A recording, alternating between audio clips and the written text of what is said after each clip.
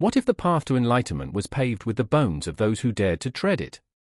What if the only thing standing between you and divine wisdom was a pair of heavy wooden sandals and an absurdly strict diet of lentils? You laugh, but that laughter could echo in the hallowed halls of a monastery, where the line between absurdity and madness is as thin as a threadbare robe. Picture this, a life dictated by sunrises and sunsets, where the only Wi-Fi signal comes from the heavens, and meditation is a euphemism for intense boredom. No coffee. No social media. Only the whispers of ancient texts and the heavy silence of your own doubts roaring in your ears. The monks don't wear hoodies, they wear humility, knitting their own fates while you're still trying to figure out how to knit a simple scarf.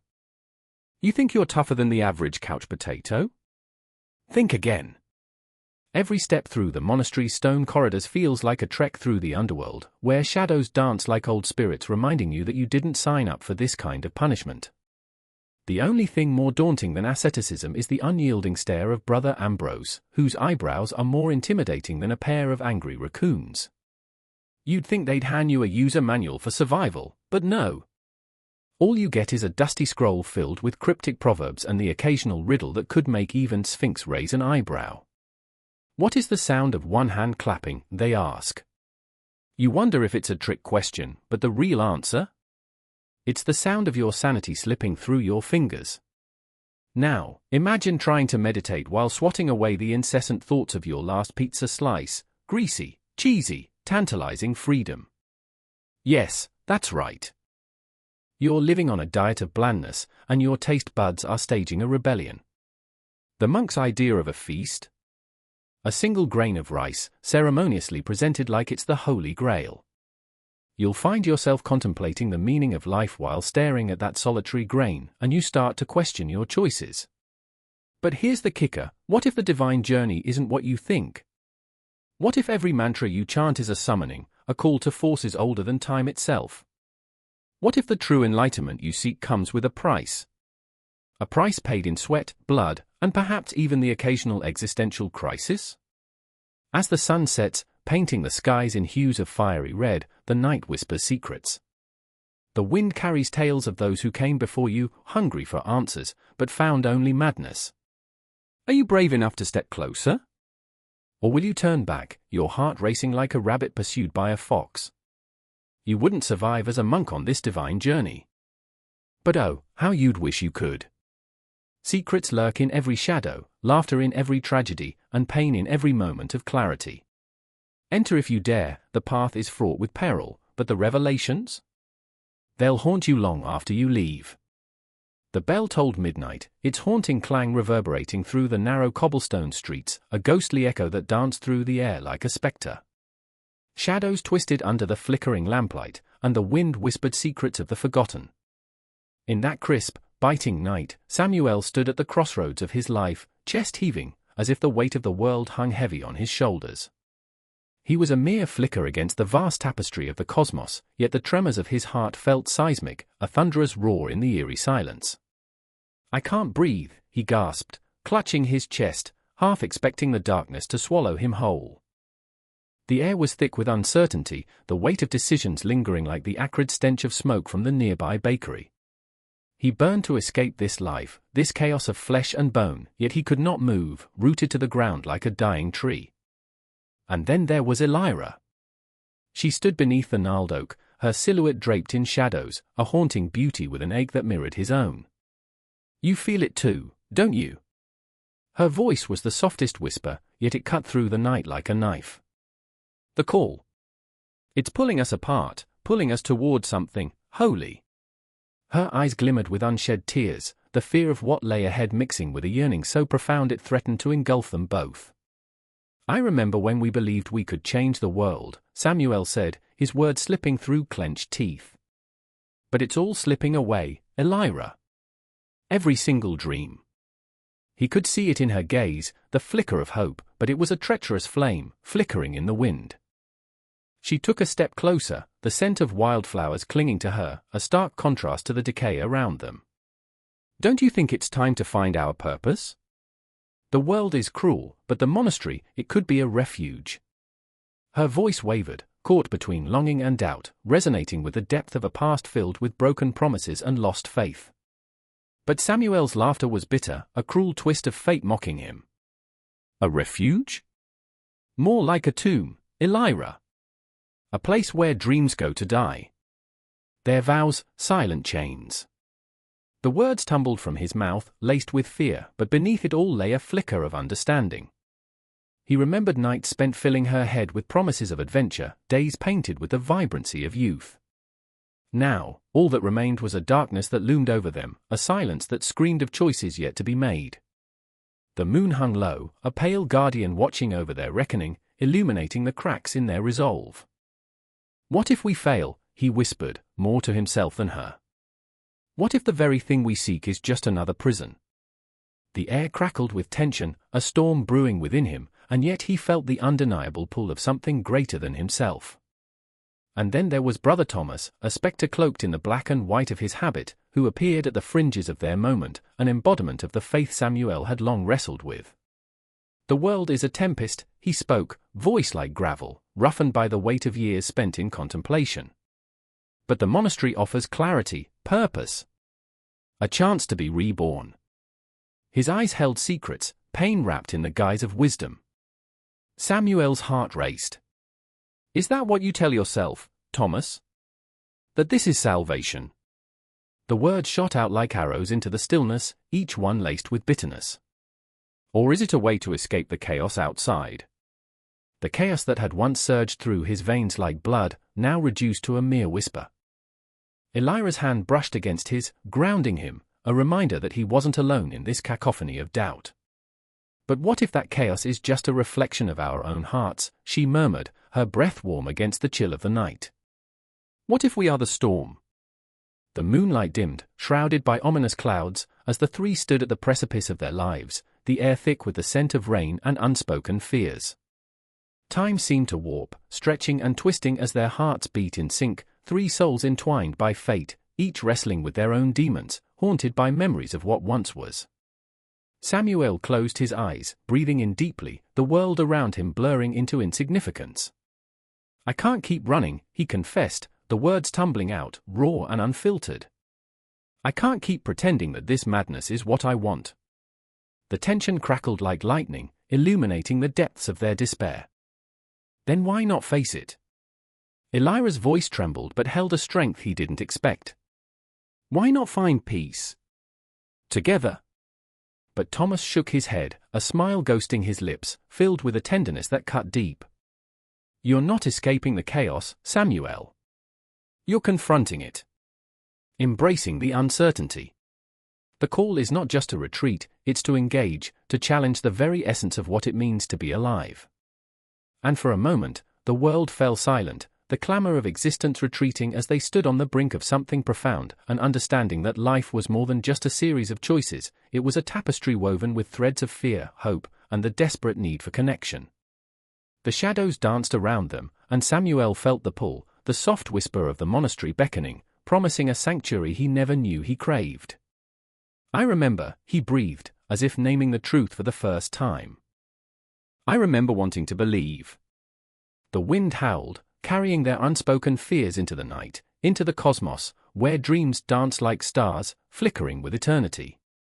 And as the clock struck one, each heartbeat echoed with the promise of the unknown, a journey waiting to begin. Each of them standing at the edge, suspended in uncertainty, yet pushed forward by the relentless call of their own souls, towards the shadows of the looming monastery, where the ghosts of their pasts awaited to greet them. The damp walls of the monastery pulsed with an unspoken urgency, a heartbeat echoing in the stillness. Raindrops drummed against the roof like a frantic call to arms, each beat a reminder of the world beyond, the chaos, the noise, the insatiable hunger for something more. It was here, in this cloistered sanctuary, that I stood on the cusp of something profound, a reckoning with my own demons. I remember the first time I questioned everything, the moment the city lights flickered like dying stars. The streets, usually alive with laughter and the clatter of heels on cobblestones, felt suffocating. I was lost, a ghost haunting my own life, paralyzed by the cacophony of desire and failure.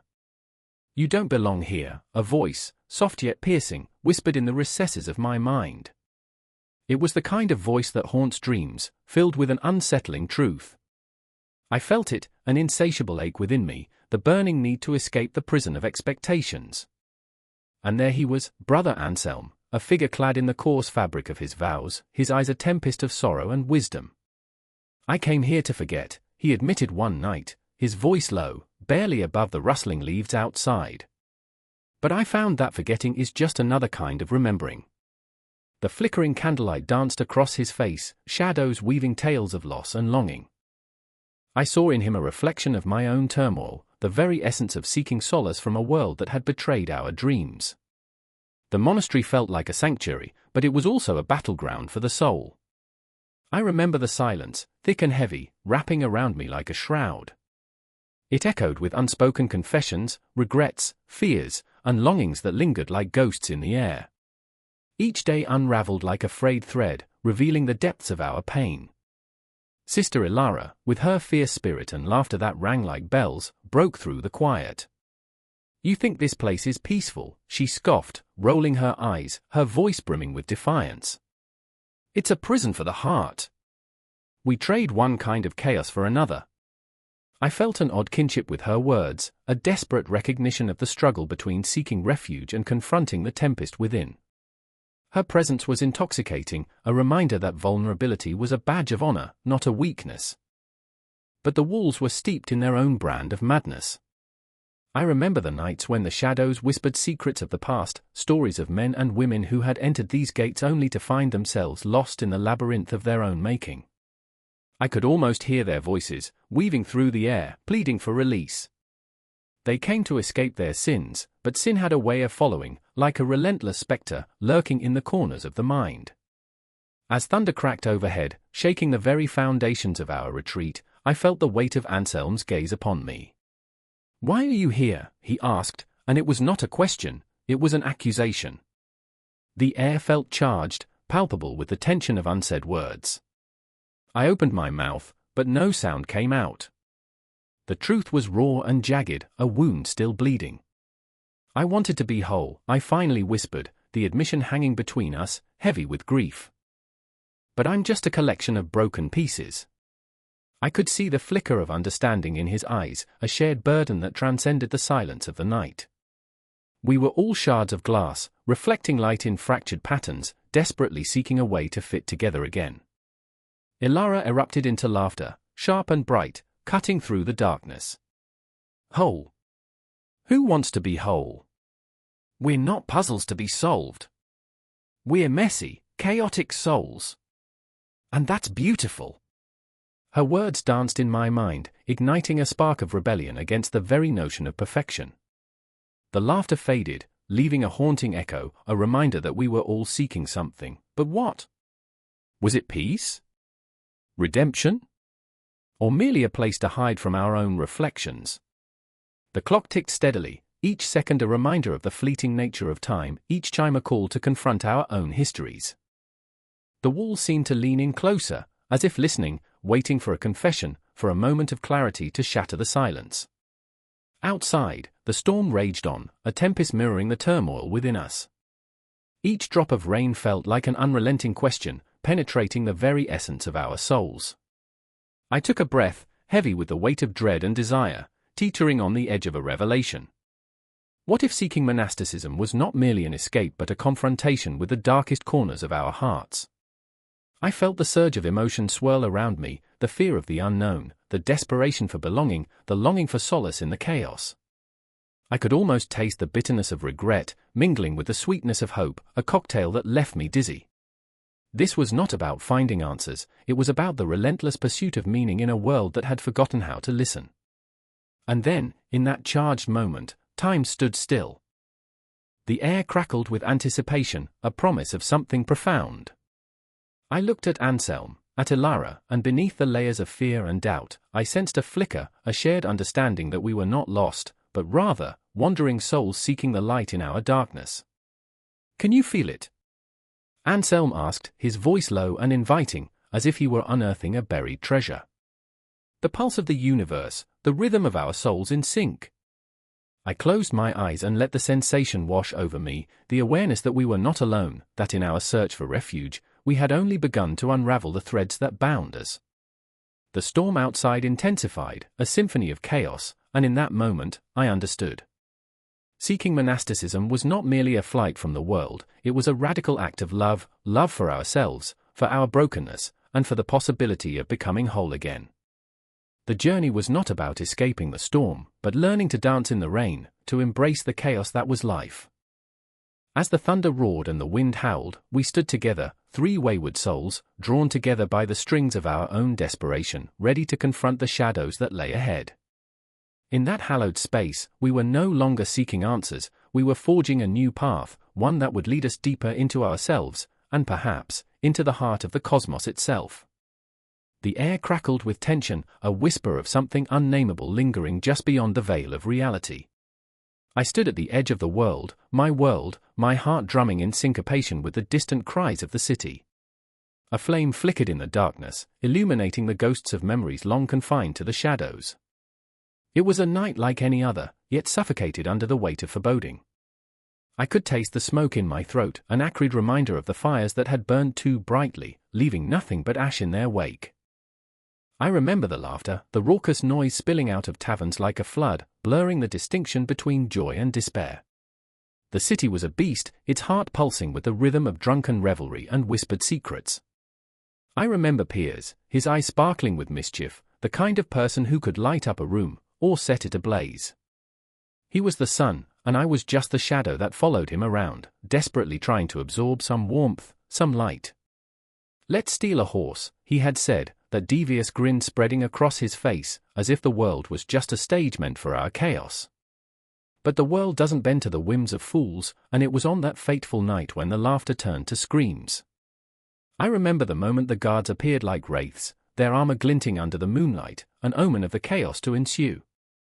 Piers had taken off, sprinting into the night, his laughter echoing in the distance, a haunting sound that would forever be etched in my memory. I stood frozen, my heart thundering, the weight of choices pressing down like a shroud. I could have followed him, but something held me back, a whisper, fear? Or was it something deeper, something darker? And then there was Ilara, her memory haunting in its tenderness.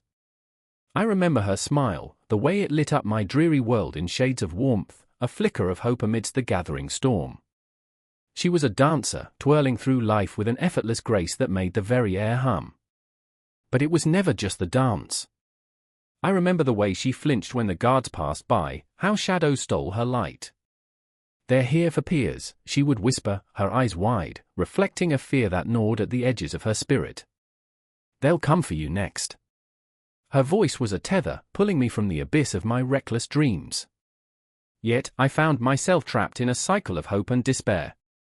I remember her hands, delicate but strong, weaving through the fabric of my thoughts, stitching together fragments of myself that I had long forgotten.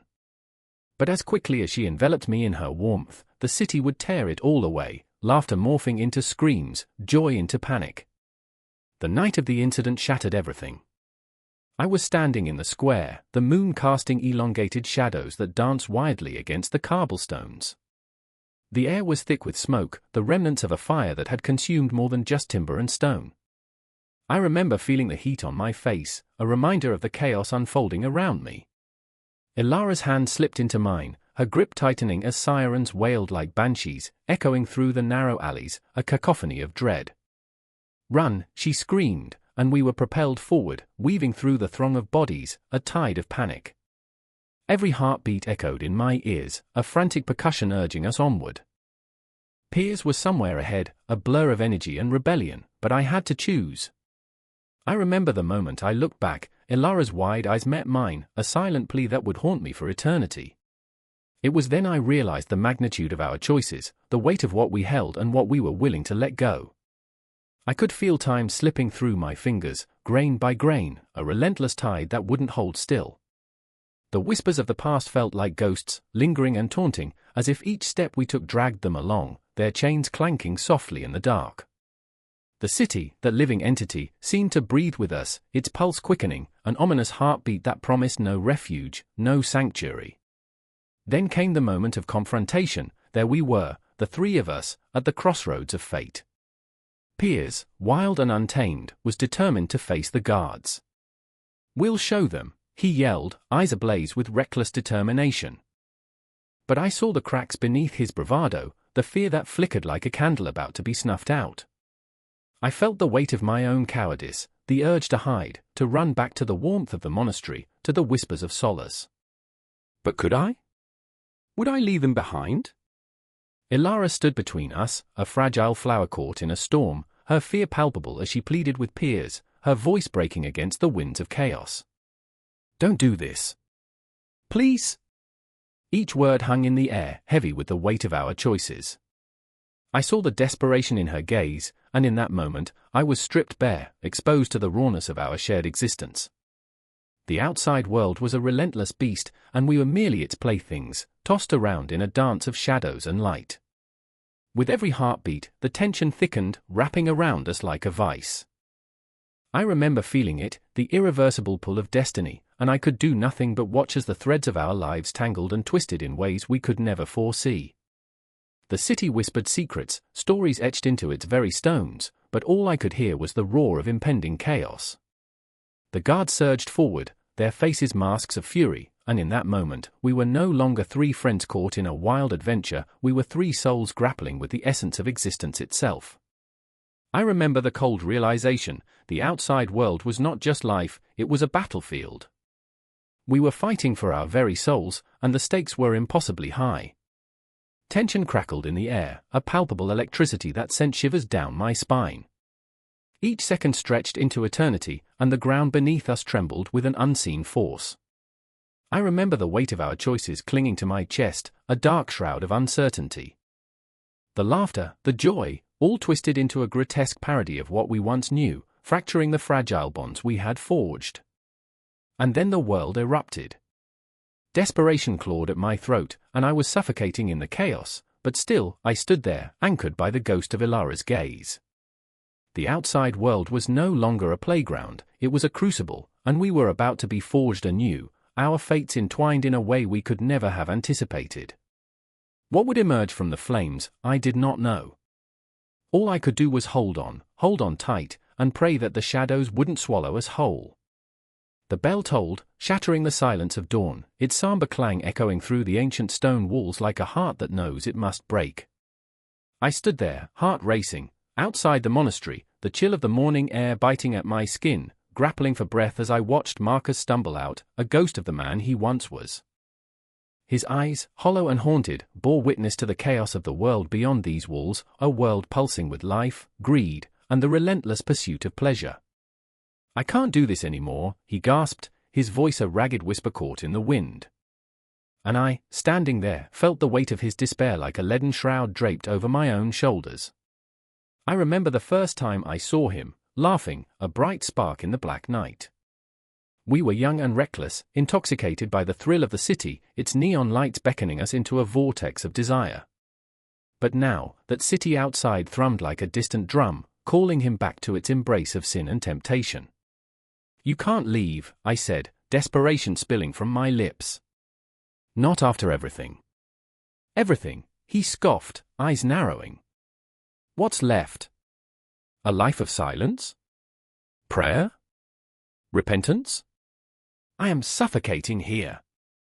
The word struck me like a slap, each syllable a dagger that dug deeper into my own insecurities.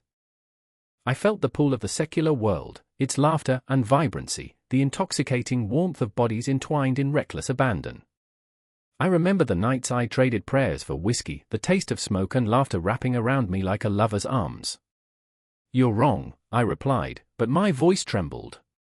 Marcus was a storm, a force of nature, and I was but a flimsy leaf caught in his gale. "This place is sanctuary. It's everything." Yet the truth whispered to me, cold and unsettling. Sanctuary could also suffocate. The sun crested the horizon, casting sharp shadows across the courtyard, the looming stone walls confining us, trapping our dreams like moths in a jar. I could almost hear the whispers of those who came before us, their hopes, their failures, their silent screams. I felt the tension in the air, thick and electric, nostalgia intertwining with fear. I watched Marcus wrestle with his demons, and I couldn't help but wonder if the life I sought was merely a shadow. He turned, the tension in his shoulders unraveling slightly, but the storm brewing in his eyes remained ferocious. "What is it you fear, Anna?" "This life." His laughter was bitter, slicing through the air. "Or the other?" "You know nothing of it." Oh, I remembered. I remembered the alleyways where I danced beneath silver moonlight, the taste of freedom intoxicating on my tongue. The echoes of laughter mingled with the distant cry of sirens, a symphony of chaos that felt more alive than these stone walls could ever hope to be. But I also knew the darkness that thrived in those streets, the desperation that clawed at the souls of the lost, the way shadows could swallow a person whole. "Do you think I don't fear the world?" I shot back, my voice rising. "I watch men drown in their desires, their screams swallowed by the night. I've seen how they forget themselves, Marcus. You think you can go back and be whole?" The wind picked up, racing through the courtyard, wrapping around us like a lover's embrace, filled with longing and despair. I could see it in his gaze, the flicker of hope, the shadow of doubt. He was a man at war with himself, torn between the beckoning call of freedom and the suffocating peace of the cloister. And then, behind him, a flicker of movement, a novice, cloaked in simple garb, eyes wide, witnessing our turmoil. The moment felt electric, charged with the weight of unspoken truths. This young man was a mirror of our past, his innocence a battlefield where choices would be made. Would he cling to the ideals of silence and solitude, or would he, like Marcus, yearn for the chaos that pulsed with life? "Look at him," I murmured, my voice barely a whisper. "Look at what we were." Marcus turned, his expression shifting, eyes softening. I saw it then, the conflict, the recognition of a kindred spirit, one still untainted by the harshness of reality. "But we can't be him, Anna," he said, the softness of his voice laced with an urgency I felt in my bones. "We've chosen our chains." Chains. The word hung between us, a spectre of our past choices, binding us to this moment, this place. The very air shimmered with unspoken promises and desires. "You're right," I breathed, staring into the depths of his gaze. "But those chains can be broken." In that heartbeat, I understood, life outside this monastery was a tempest, a wild dance with danger, while here, within these walls, lay the promise of peace. Yet it was a peace that came with a price, a surrender of self that left us hollow. With each breath, the world seemed to tilt. I could hear the distant sound of laughter, the clatter of glasses, the rhythm of life pulsing just beyond the walls. I felt the pull of it, the magnetic force of the secular world, yet I also felt the grip of the monastic ideals, heavy and unyielding. "Let's go, Anna," Marcus said, a whisper like silk and steel. "Let's be free." I looked to the novice, who stood frozen, the weight of our choices heavy upon him. I didn't want to leave him, not like this, but the call of the outside world was insistent, a siren song. "What do we owe to the past?" I questioned, my heart racing, the question echoing through my soul. And in that moment, amidst the chaos of desires and dreams, I felt the universe shift, the fabric of our reality weaving tighter around us. The bell tolled once more, a haunting reminder that time was slipping away. Choices lay ahead, like paths branching out in the dark, and I could feel the air thick with potential, electric with the promise of what was to come. Marcus reached for my hand, pulling me from my reverie, his grip firm, yet trembling with uncertainty. "Together. Together." The word hung suspended, a fragile thread binding us to the unknown. I glanced back at the monastery, the shadows whispering secrets, the ancient stones holding stories of lost souls. The tension built, a crescendo, as the world outside beckoned with its vibrant pulse, a symphony of chaos and life. But here, in this moment, I stood at the precipice, my heart caught between the stark realities of two worlds, one of devotion and silence, the other of wild abandon and fleeting joy. And I knew then, even as the bell tolled again, that this was not just a choice, it was a reckoning. The wind howled through the ancient stone corridors, howling like a wounded wolf searching for its lost pack. Shadows flickered in the candlelight, twisting into grotesque faces against the walls, each one a haunting reminder of choices made, a tapestry woven from regret and longing. In that moment, a heavy silence blanketed the monastery, broken only by the soft, anguished whispers of Brother Elias, his breath hitching as he knelt before the altar, fingers trembling against the cold stone. "I remember," he said, his voice a thread pulled taut, "the day I chose this life." The echoes of his own words hung in the air, cruel and mocking, filling the vastness around him. Once, he had been a dreamer, painting wild visions of freedom on the canvas of his youth. But choices, he learned, are merciless. They carve paths through the forest of possibilities, leading to places where shadows loom larger than light. Meanwhile, in another corner of the monastery's vastness, Sister Miriam stood at the entrance, her heart a tempest, the weight of her decision pressing down like a stone carved from despair. The scent of incense wrapped around her, a shroud of false serenity. "I chose this," she whispered, barely able to believe the words. Memories of laughter, of the bustling marketplace, of the salty kiss of the sea danced in her mind, threatening to drown her in nostalgia. "I chose this." The mantra felt like a lie, a desperate attempt to convince her wavering heart that she belonged in this place, where silence reigned supreme, where dreams were sacrificed at the altar of piety. As night deepened, the moon cast a silver glow through the narrow windows, illuminating the heavy dust that hung like ghosts in the air. The monastery was alive with secrets, each corner whispering tales of sacrifice and devotion. In the library, a lone figure lingered, poring over the ancient tomes that held the weight of history, Brother Samuel, whose fingers traced the faded letters of forgotten prayers. "I remember," he mused, the words falling from his lips like leaves from a dying tree, "the first time I felt the call." The scriptures spoke to him, each word a siren song that beckoned him deeper into the labyrinth of faith. But the price of his devotion gnawed at him, an insatiable hunger that left him hollow. He had traded laughter for silence, joy for penitence, and every page he turned felt like a shackle tightening around his soul. What does it mean to serve? He pondered, his thoughts spiraling into the abyss. Was he building a kingdom of heaven, or merely a prison of his own making? Outside, the night grew restless, the wind shrieking through the trees, a lament for those who had chosen paths strewn with thorns. The monastery stood as a fortress against the chaos of the world, yet within its walls, each brother and sister wrestled with their own demons. They were bound by vows, yes, but also by the chains of their pasts, by dreams unfulfilled and love unspoken. Elias rose, fists clenched, torn between the comfort of routine and the ache for something more. The flickering candlelight danced in his eyes, revealing the turmoil within.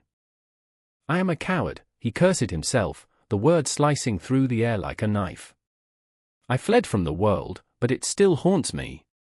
Each confession was a moment of reckoning, a confrontation with the choices he had made. Sister Miriam's eyes glistened with unshed tears, her reflections mirroring his torment. She caught a glimpse of her own fears in the lines of his face, the way his jaw tightened as if trying to hold back the flood of emotions that threatened to drown him. "We are not alone," she said, her voice a fragile thread connecting their hearts. "Isn't that what we wanted? To find solace in the company of others." But even as she spoke, doubt gnawed at her. The shared solace came with a cost, a surrender of self, a dimming of the vibrant colors of life outside. "What is this place?" she marveled, looking around at the stone walls that seemed to close in around her, "if not a grave for our dreams?" Brother Samuel, drawn by their voices, stepped into the flickering light, a whisper of hope amidst the encroaching darkness. "We are living a paradox," he replied, each word threading through the air with gravity. "In seeking peace, we sometimes find only strife. In choosing solitude, we often discover loneliness." The three stood in a triangle of shared pain, their hearts laid bare. The tension crackled like static in the air, each heartbeat echoing with the weight of their truths. They were monks, yes, but they were also individuals, caught between the ideals of their orders and the very human desire to feel alive, to break free. Each one was a ghost in their own story, haunted by choices that loomed larger than life. "I remember," Elias breathed again, desperation lining his words, "the fire that once burned in my soul." He looked at Miriam, at Samuel, and the words spilled out as if they were a lifeline. "What if we could find a way to ignite it again?" The question hung in the air, a spark that threatened to catch flame. In that moment, the shadows seemed to recede, revealing the flickering light of possibility. They were lost yet found, trapped yet liberated, three souls intertwined in the struggle to define what it meant to choose a path. Outside, the wind continued its mournful wail, but within, a different kind of storm brewed, a fierce yearning for authenticity, a call to step into the chaos rather than retreat from it. And somewhere in the distance, a clock struck, the heavy toll echoing like a heartbeat, a reminder that time waits for no one, urging them to confront the essence of their existence. The choice loomed before them, dark and seductive, a path not yet taken, and with it, the promise of rebirth, if they dared to embrace it. I remember the first time I stood at the threshold of the monastery. The air was thick with incense and something unspeakably heavy, a longing, a weight, like the world had folded inwards just for that moment.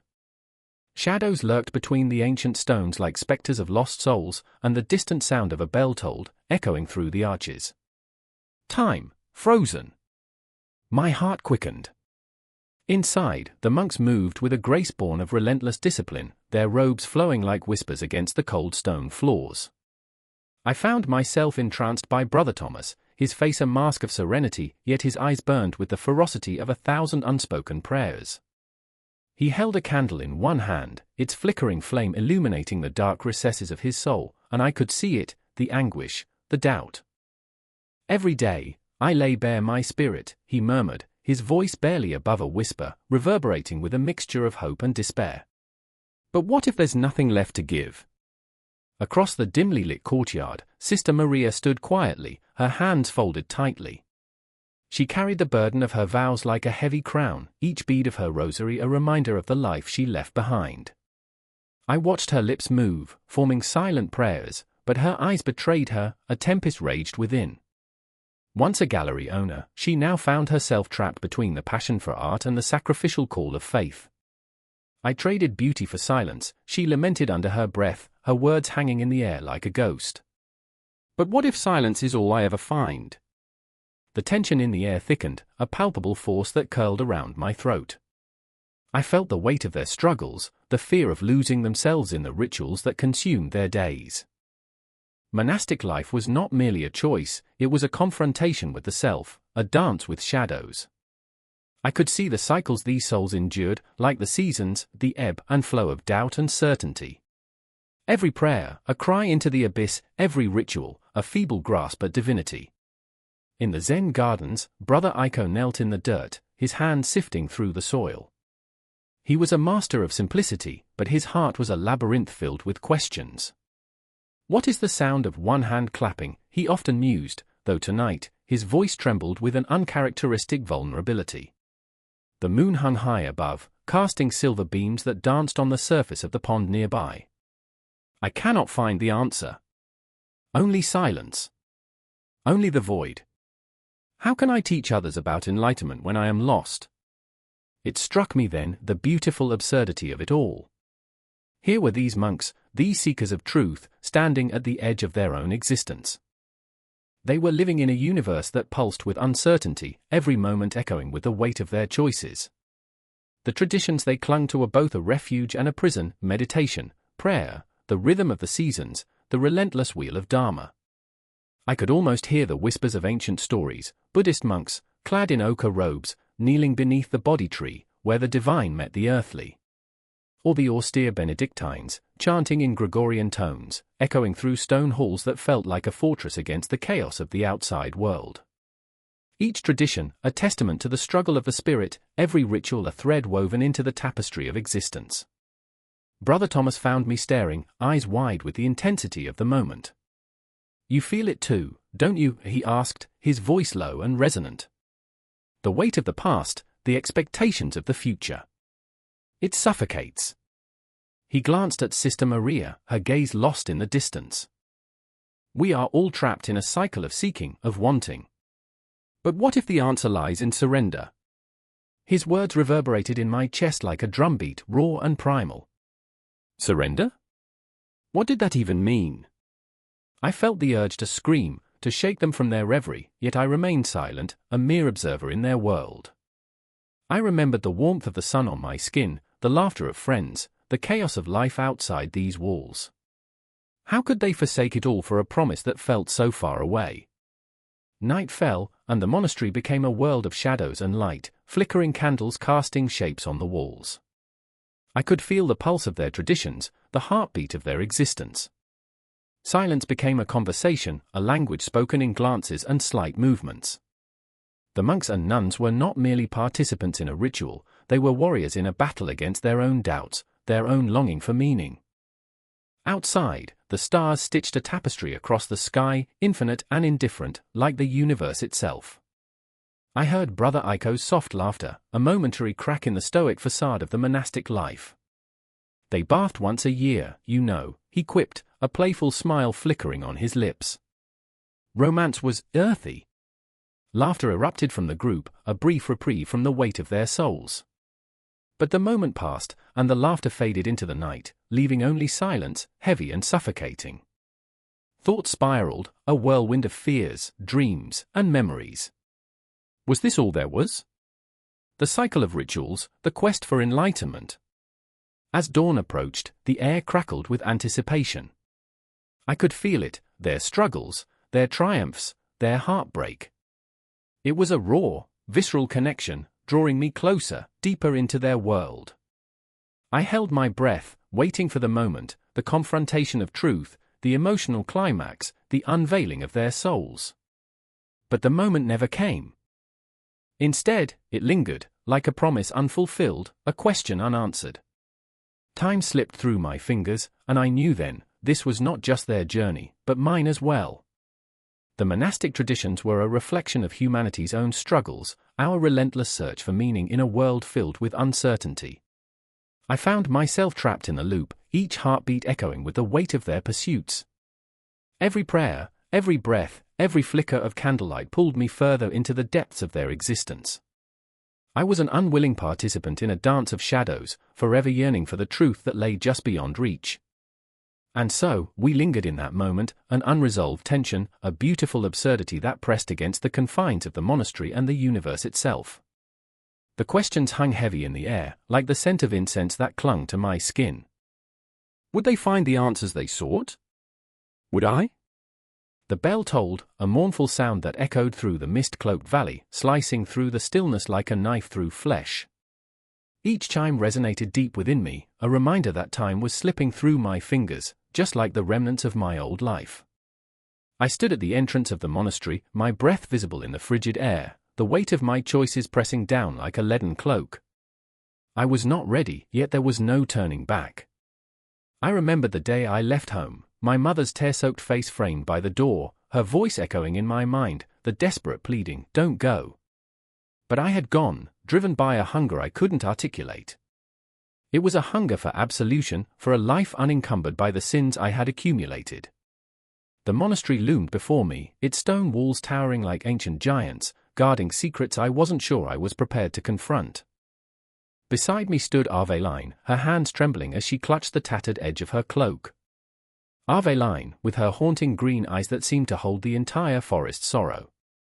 She had come to escape her own ghosts, but now, they clung to her like shadows, whispering doubts, taunting her with memories. I could see it in her eyes, she was already questioning her choice. "This isn't what I thought it would be," she said, her voice barely a whisper, as if the very stones might overhear her trepidation. "Neither was life," I replied, forcing a smile that felt alien on my lips. "Maybe we'll find what we're looking for here." But inside, my heart raced, fear seeping in like an unwelcome chill. The monastery promised peace, yet the air was thick with tension, as if every corner held a truth we were not yet ready to face. As we stepped inside, a dark corridor stretched out before us, the flickering candlelight casting dancing shadows that played tricks on my mind. The walls were adorned with faded tapestries depicting scenes of anguish and redemption, a constant reminder of the duality of our existence. I lost myself momentarily in one tapestry, where a figure knelt in prayer, surrounded by an aura of despair. Is that what awaits us? I thought. The uncertainty tightened in my chest, a noose of anxiety. We were met by Brother Elias, a towering silhouette against the dim light, his voice a gravelly echo of authority and kindness intertwined. "Welcome," he said, his gaze piercing yet somehow inviting. "You are here to seek, to understand the turbulence within." But I wondered, could he truly see the storm brewing beneath our facades? Could he sense the fear gnawing at my insides, the restless spirit of Aveline beside me, trembling like a leaf caught in a tempest? Your first task is simple, he continued, a faint smile tugging at the corners of his mouth, revealing a hint of mischief behind his austere demeanor. Tonight, you will confront your truths, the shadows that linger just beyond your reach. The words ricocheted in my mind, a cruel taunt. Confrontation. The word felt heavy, laden with the gravity of what lay ahead. We were led deeper into the bowels of the monastery, where the air grew colder, and the walls seemed to whisper secrets of lost souls. Aveline walked quietly beside me, her footsteps echoing softly against the cold stone. "What if I can't face them?" she murmured, fear shadowing her voice. I wanted to reassure her, but my own heart was a storm of uncertainty. We entered a dim chamber, the flicker of the lone candle illuminating the floor, revealing a circle drawn in the dust, a stark reminder of the choices that had led us here, the paths we could have taken. "Sit," Brother Elias commanded gently, and we sank to the ground, the chill creeping into our bones. The air thickened with an almost tangible tension, and memories began to swirl around us like phantoms. I felt a jolt as images unfurled, my father's disappointed gaze, the laughter of friends who turned to whispers behind my back, and the endless nights spent battling my own demons. This was it, the moment of reckoning. I could feel it in the marrow of my bones, the weight of my sins crashing down like a wave against the shore. Aveline shuddered beside me, her eyes squeezed shut as the shadows of her past crept in. "I remember," she gasped, her voice cracking like fragile glass. "I remember the night I lost everything, the fire, the screams." Her confession hung heavy in the air, a raw wound exposed for all to see. All I could do was nod, my own heart echoing her pain. "I remember," my voice trembled, memories crashing like thunder in my mind. "I remember the choices that led me here, each one a step away from who I was supposed to be." Brother Elias watched us, a sentinel of our truth, his presence both grounding and unsettling. "You must let go," he urged, his voice low, reverberating through the chamber.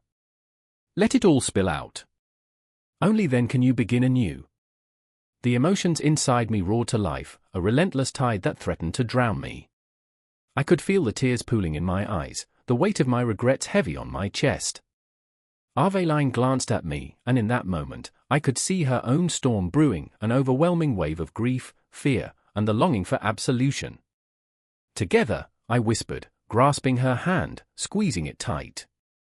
"We can face this." The shadows closed in, but in that moment, there was a glimmer of light, a fragile thread of hope woven through the darkness. We were not alone.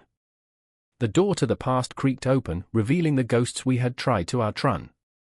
But in facing them, perhaps we could finally find the peace we sought, the redemption that danced just out of reach. As the candles flickered and the night deepened, we steeled ourselves. The initiation had begun, and with it, a battle against the very demons that had brought us here. The air was electric, charged with anticipation and fear, as we prepared to confront that which we had long avoided. The weight of the world hung heavy above us, but together we would step into the abyss, ready or not, embracing the unknown that lay ahead. The bell tolled, its reverberation slicing through the crisp morning air like a knife through flesh, dragging me from the cocoon of half-formed dreams. I stumbled out into the chill, my breath steaming, the fog curling around me like whispers of forsaken souls. Here I stood, at the threshold of the monastic community, my heart a thundering beast trapped in a cage of doubt. I had come seeking solace, or perhaps a ghost of it, bathed in a light I wasn't sure I even believed in. Ruth stood beside me, the soles of her worn sandals barely touching the ground, as if she were afraid to commit to this earth any longer. Her eyes were pools of deep sorrow, reflecting a pain that was both hers and shared among us, an aching longing for a sanctuary that had eluded us in our chaotic lives. I could see the edges of her smile tremble, a facade against the weight of her grief. "What if it's not enough?" she murmured, her voice quaking. And then there was Thomas, pacing like a wild animal caught in a trap. His hands dug into his hair, tugging and pulling as if by mere force of will he could reshape his reality. "I can't leave everything behind," he spat, his voice a guttural growl. What if this is just another dead end? What if they see through me?" The sun struggled to break through the clouds, casting a sickly light on the stone walls that loomed before us. Each stone seemed to breathe, exhaling centuries of fervent prayers, unfulfilled hopes, and the echoes of tears long dried. I could taste the bitterness of abandonment on my tongue, the sweetness of possible redemption just out of reach. Ruth shifted beside me, her breath hitching as she caught sight of the iron gate, locked tight against the world and its relentless chaos. "What if we're meant to be free?" she asked, but her eyes betrayed her, shimmering with a desperate need for belonging. I remembered my own life, a swirling vortex of noise and clamor, where silence became a luxury. Perhaps that was why I was standing here, trembling on the verge of a choice that could redefine everything I thought I was. The door creaked open, and the abbot emerged, a spectre of serenity dressed in the flowing robes of a life dedicated to purpose. His eyes were like two lanterns casting light in the dim corners of our apprehensions. "Are you ready to leave the world behind?" he asked, and his voice was velvet, warm but laced with an underlying chill. The three of us stepped forward, each of us carrying burdens that felt as heavy as the stones beneath our feet. The threshold was an abyss, drawing us into a chasm of uncertainty and fear. I recalled my mother's voice, her laughter echoing in the back of my mind as she braided my hair, whispering stories of simpler times. "I remember," I began, the words slipping from my lips like a confession. "I remember the warmth of her hands. I remember the way she made everything feel like home." Each step into the fold felt like a dare, mine against the spectre of my past, theirs against the ghosts that haunted them. As we entered the cloister, the sun broke free, casting radiant beams through the stained glass windows, illuminating the dust motes that danced like lost souls. I closed my eyes for a brief moment, allowing the light to envelop me, and I imagined it washing away the shadows of doubt. But the silence here was thick, almost suffocating, and it echoed with the weight of vows unspoken. I felt as though I were shedding skin, layer by layer, raw and exposed beneath the scrutiny of the robed figures that moved like shadows against the walls. They, too, were in various stages of unraveling, their stories intertwined with threads of faith and loss. Thomas lurched forward, his breathing uneven as he encountered the gaze of an elderly monk. There was something ghostly in the way the monk regarded him, an understanding laced with unspoken warnings. "There's no coming back," he whispered, and his voice felt like a blade cutting through the illusion of safety. Ruth watched, her fingers brushing against the cold stone, as if testing its solidity, searching for stability in a world that felt anything but. "What if this is just a prison?" she whispered, her voice trembling like the wings of a trapped bird. "What if we're only exchanging one cage for another?" "Then we break free," I replied, the words tumbling out before I could think better of them. I felt the weight of her gaze, the flicker of hope igniting for just a moment. But even as I said it, I could feel the shackles of my own fears tightening around me, the knowledge that I was as lost as she was. The ritual began, a cacophony of voices chanting in a language that sent shivers down my spine. I closed my eyes, allowing the sound to wash over me like a wave. It was beautiful and terrifying, a juxtaposition of the sacred and the profane. Each word seemed to cut deeper, a thorn embedded in my soul. I remembered the night spent in restless searching, each wrong turn leading me further from a sense of belonging. As the abbot's voice rose, a chill ran through the hall, freezing the air around us. "Are you willing to relinquish your past?" he asked again, this time with a fierceness that shook the very walls. I could feel the weight of my history pressing down on me, the laughter, the heartbreak, the dreams I once held so tightly. "Will you surrender?" he pressed, and suddenly the stakes felt impossibly high. Silence swallowed my thoughts, and my heart raced, pulsing with every moment of doubt that had ever crossed my mind. I felt the heavy chains of expectation wrap around my heart, squeezing tighter, squeezing until I could barely breathe. "I remember," I whispered, the phrase a lifeline. I remember the taste of freedom in the wind, the sound of laughter echoing in the fields. As the words fell from my lips, I felt the heaviness lift, just for a moment. It was a flicker of light in the overwhelming darkness, a promise of something more. Ruth reached for my hand, her grip a lifeline as we faced the unknown together. In that moment, under the weight of uncountable lives lived and lost, I saw the flickering candle of hope mirrored in her eyes.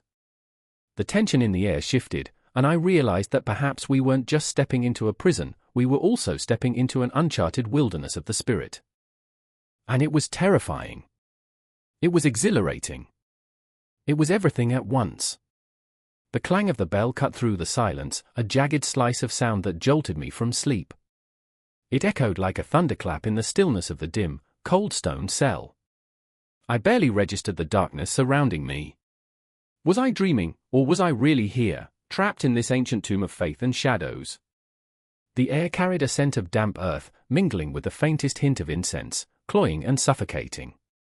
I sat up, heart racing, limbs heavy with the weight of uncertainty, the room spinning as the bell tolled again, and I knew I had to rise. I remember the first faces I saw, drawn as if by the same force that pulled me into this life. Brother Elias stood at the threshold, his sunken cheeks and hollow eyes reminded me of a skeleton wrapped in a faded robe. He welcomed me with a smile, but it felt like a mask, concealing something deeper, something raw and unspoken. "Welcome," he said, voice brittle as autumn leaves, "to the Order of the Silent Watchers." I didn't reply, words lodged in my throat like stones. How had I arrived here, in this dark corner of the world? And then there was Sister Miriam, a whirlwind of laughter that felt out of place amidst the heavy stones. Her hair, wild and unkempt, framed a face that seemed too young for the burden she carried. She danced around the courtyard, her joy a stark contrast to the solemnity of the grey walls. They bathed once a year, she joked, her laughter like a breath of fresh air. I couldn't help but smile, even as the absurdity of it made me shiver. Romance was indeed earthy here. As the days unfolded into a monotonous rhythm, I struggled to find my footing. Each morning began with the clang of the bell, the harsh sound tearing me from the safety of sleep. The prayers echoed through the stone halls, a haunting chorus that reverberated in my bones. "Our Father," they sang, voices rising like smoke, and I found myself caught between the beauty of devotion and the suffocating weight of it all. I remember the desperation clawing at me, gnashing its teeth, as I tried to blend in yet felt so out of place, like a solitary bird trapped in a cage that was too small. Elias had a way of watching, of piercing through the veil of smiles and laughter, as if he could sense the turmoil brewing inside me. "You're fighting it," he whispered one evening, his voice dropping to a thin thread of sound. The flickering candlelight cast shadows on his face, making him look even more skeletal. "You'll break if you don't let go." I wanted to scream, to tell him that I didn't want to break, I wanted to shatter, to feel every piece of me scatter into the stars. But the words tangled in my throat, a mass of fear and confusion. And then there was Miriam, with her laughter and her light. One afternoon, as we hoed the garden, she turned to me, eyes bright with mischief. "If we grow enough tomatoes, we can make sauce," she exclaimed, her enthusiasm infectious. The thought struck me as absurd. Here I was, knee-deep in dirt, and she was dreaming of marinara. "You have to find joy here," she insisted. "Even in the weeds." But joy felt like a distant memory, buried beneath layers of doubt and regret. The sun dipped lower each day, casting long shadows that whispered secrets as dusk settled over the monastery. The heavy silence of the night crept in, and I often found myself wandering the halls, drawn by an unseen force. The walls seemed to breathe, exhaling the echoes of countless prayers, of souls weighed down by their choices. I could feel their presence, ghosts lingering in the corners, reminding me of my own past, the pain, the heartbreak I had tried to outrun. Some nights, I dreamt of cities, of bustling streets alive with color and noise, and I would wake gasping, the silence of the monastery suffocating. I remember lying there, staring at the rough-hewn ceiling that seemed to close in on me, the shadows dancing like specters above. I wanted to escape, to flee into the night, but the reality tethered me, the promise of redemption, the hope that even the darkest sins could find light here. But as days melded into each other, the weight of it all became unbearable. One evening, I snapped. We were in the common hall, the others immersed in quiet conversation, and I stood up, voice trembling. "Why do we do this?" I shouted, the words exploding from me like fireworks in the night. The room fell silent, the air thick with my audacity. Why do we suffer in silence? What for? Elias's gaze bore into me, a mix of disappointment and understanding. "It is in the silence that we find the truth," he replied, his voice steady. But his words felt like chains, binding me tighter. Miriam stepped closer, her eyes soft. Sometimes, it's the silence that speaks the loudest, she said, but I couldn't hear her. All I could see were shadows, pooling around me, threatening to swallow me whole. I felt the crack in my heart widen, and every breath became a struggle against the tide of despair. As the bell rang once more, I realized the days would never change, the routine would engulf me, but I didn't know how to let go. Each face around me, Elias, Miriam, the others, held their own battles, their own ghosts. In the stillness, I could sense the deep yearning for release, the desire to be free from the burdens we carried. The bell tolled again, a relentless reminder of the hours slipping away. I would have to gather my thoughts, my resolve. I would have to confront not just the silence of the monastery, but the silence within myself. Would I be consumed by the shadows, or would I find a way to light a spark? But that question hung in the air, unanswered, as the darkness deepened around us, drawing us into its embrace and whispering promises of both hope and despair. The shadows danced closer, and I could feel my heartbeat quicken, the air thick with tension and anticipation. And just like that, the cycle continued, the bell tolling, the silence echoing, each day rolling into the next, until the very foundations of my being began to tremble. The confrontation loomed, just beyond the horizon, and I could feel it breathing down my neck, an unspeakable truth waiting to be unearthed. The dawn broke not with a soft blush of promise but with a harsh clangor, a bell vibrating through the very marrow of your bones. I can still hear it, the relentless chime, slicing through the tranquility of sleep. It was the harbinger of the day, a day laced with an urgency that felt as unnatural as the chill in my spine. I remember staring up at the stone ceiling, the shadows dancing across the ancient carvings, whispering secrets in a language I was yet to understand. "Get up! Get up!" The voice of Brother Anton cut through the fog of my confusion, sharp and insistent. His eyes, wild with the sort of fervor that could only come from years of obedience, were locked onto my soul. But I was not ready. My heart thudded like a war drum. This was not merely a wake-up call, it was a summons to the inescapable reality of the monastic life. The sun had barely breached the horizon, but already the schedule began to tighten like a noose around my thoughts. Morning prayers awaited, punctuated by the ritual of breath and the relentless ticking of the clock that hung ominously on the wall. Each tick felt like a countdown to a burgeoning dread, an echo of the very heartbeat of time, reminding me that there was no escaping this new existence. Brother Anton's brow furrowed. "You need to learn to embrace discipline, my friend," he intoned solemnly. "Freedom comes through obedience."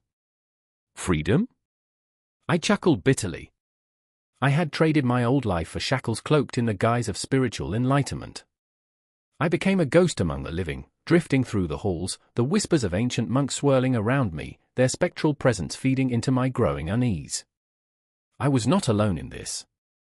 Just beyond me was Elias, a newcomer whose spirit burned too brightly, a moth flitting dangerously close to the flame of asceticism. I would catch glimpses of him, eyes wide with bewilderment, hands trembling as they tried to shape the bread for the evening meal. He wore his anxiety like a cloak, heavy and suffocating. I could see him staring into the distance, as if willing the world beyond the stone walls to come back to him, to remind him that life once pulsed outside this stifling prison. "Why do we do this?" he would murmur, voice cracking under the weight of his doubt. "What does it all mean if we can't even breathe?" I didn't have the answers. I still don't. I remember standing beside him, kneading the dough as the scent of yeast hung thick in the air, and feeling the pressure of our shared uncertainty. The walls closed in, voices echoed from the courtyard where others walked in solemn procession, each step a reminder of the weight of obedience. I wanted to scream. I wanted to fling open the heavy doors, to plunge into the night's embrace, to feel the cool air wrap around me like a lover's whisper. But my body remained still, bound by invisible threads of expectation and fear. "You'll get used to it," came a voice from the shadows, the enigmatic Brother Silas, whose demeanor seemed to dance between wisdom and madness. "Or you'll break. Most break." His laughter echoed, dark and thrilling, rippling through the corridors. It sent shivers down my spine. I felt the truth in those words, the fragility of my own resolve. Every day began the same, a blur of meditation, chants that fused into one another until they lost meaning. I remember the incense, thick and cloying, wrapping around us like a serpent. The air grew heavy with the weight of expectation, and I would close my eyes, wishing for escape, wishing for a way to navigate through the suffocation of routine. But there was no escape. There was only the ever-watchful gaze of Brother Anton, who believed so fiercely in the rules we were to follow. Structure provides us the path to clarity, he would preach, voice reverberating against the stone walls in fervent rhythm. Yet I felt anything but clear. Each passing day felt like a descent into madness, and I could see it taking its toll on Elias. His face grew gaunt, and the spark in his eyes dimmed. The laughter we once shared faded, replaced by an oppressive silence, as if the very air conspired to smother our joy. "I can't breathe," he confessed one evening, the moon casting long shadows that danced around us like phantoms. "It's as if I'm drowning in their expectations, in their rituals." There was a palpable ache in his voice, a raw honesty that sent a chill through me. I wanted to reach out, to tell him he was not alone, but my own fears held me captive. So instead, I watched him unravel like a frayed thread, slowly losing the vibrancy that once defined him, as if the strict schedules and empty rituals were siphoning away his very essence. Every tick of the clock felt like a countdown to a confrontation, a moment when the weight of our collective despair would inevitably explode. I could feel it, a storm brewing beneath the surface, waiting for the slightest spark to ignite. And then, one icy morning, it happened. The bell tolled, more ominous than ever, and I could see it in Elias's eyes, the spark was gone. He stood up, fists clenched, rage and sorrow spilling from him like a torrent. "No more," he shouted, voice tearing through the air filled with prayer. "I won't live like this. Not anymore." The room went silent, a breathless pause, as if the universe itself had stopped to witness this moment. I felt my heart hammering against my chest, a wild creature desperate to break free. I could see Brother Anton's eyes widen in disbelief, the rigid lines of his face cracking slightly. The other monks stared, a mix of horror and fascination lighting their faces. Elias's defiance hung in the air, a visceral challenge to the very fabric of our existence. I could feel the tension crackling like electricity, the weight of their collective gaze pressing down upon him. I wanted to scream, to join him in his rebellion, but fear held me prisoner. Yet, in that moment, something shifted. The clock continued its relentless ticking, but for the first time, I felt a flicker of possibility. Chaos glimmered, an inkling of freedom rising from the ashes of despair. The confrontation was coming, like a thunderstorm ready to unleash its fury, and I could not look away. And then, as silence enveloped us, I understood, the challenge wasn't merely in adapting to the strict schedules but in grappling with our very essence, our souls caught between the ghosts of expectation and the yearning for something more. I could feel the pulse of that truth, the aching desire for connection, for understanding. The air was thick, charged with unspoken words, with the weight of three souls intertwined in a restless dance. The confrontation loomed, not just with the authority of the monastery but within our own hearts. And in that moment, as Elias stood defiantly in the face of our shared despair, it became clear, we were all on the precipice, teetering between despair and the fragile hope of liberation. The clock continued to tick, each sound echoing the heartbeat of the universe, as we stood in the eye of the storm, waiting for the winds of change to sweep us away. The bell tolls, its sound echoing like a heartbeat in the stillness of the night. Heavy, resonant, it slices through the darkness, warning all who hear it of the weight that lingers in the air. I stand there, watching shadows dance against the stone walls of the monastery, flickering like the remnants of my hopes. The moon is a ghost, pale and distant, casting a silver veil across the courtyard, illuminating the faces of my brothers, men bound by vows, tortured by thoughts. I remember the crumbling bricks, the damp chill that seeps into your bones. I remember how silence holds its breath, waiting. Waiting for what? Perhaps for secrets to slip, for truths to unravel like the fraying edges of a well-worn tapestry. The night feels heavy with unspoken words.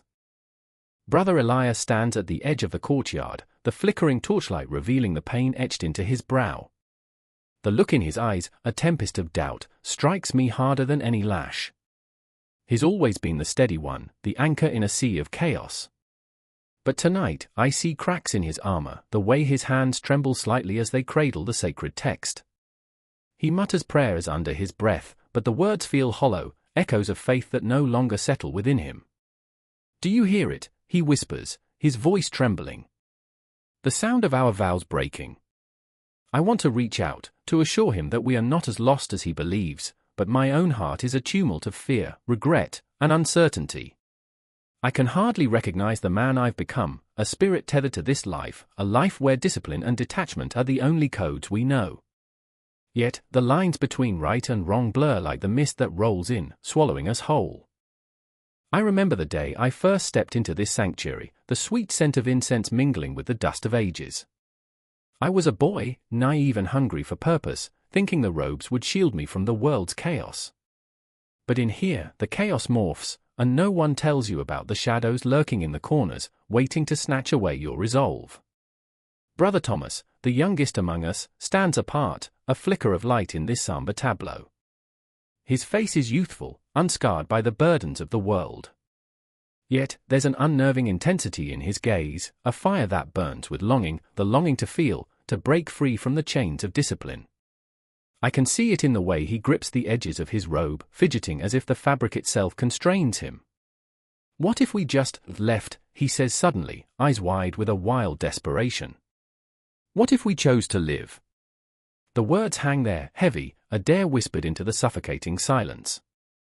I see the flicker of hope in his eyes, and it ignites something within me, a secret yearning that I've buried deep beneath layers of denial.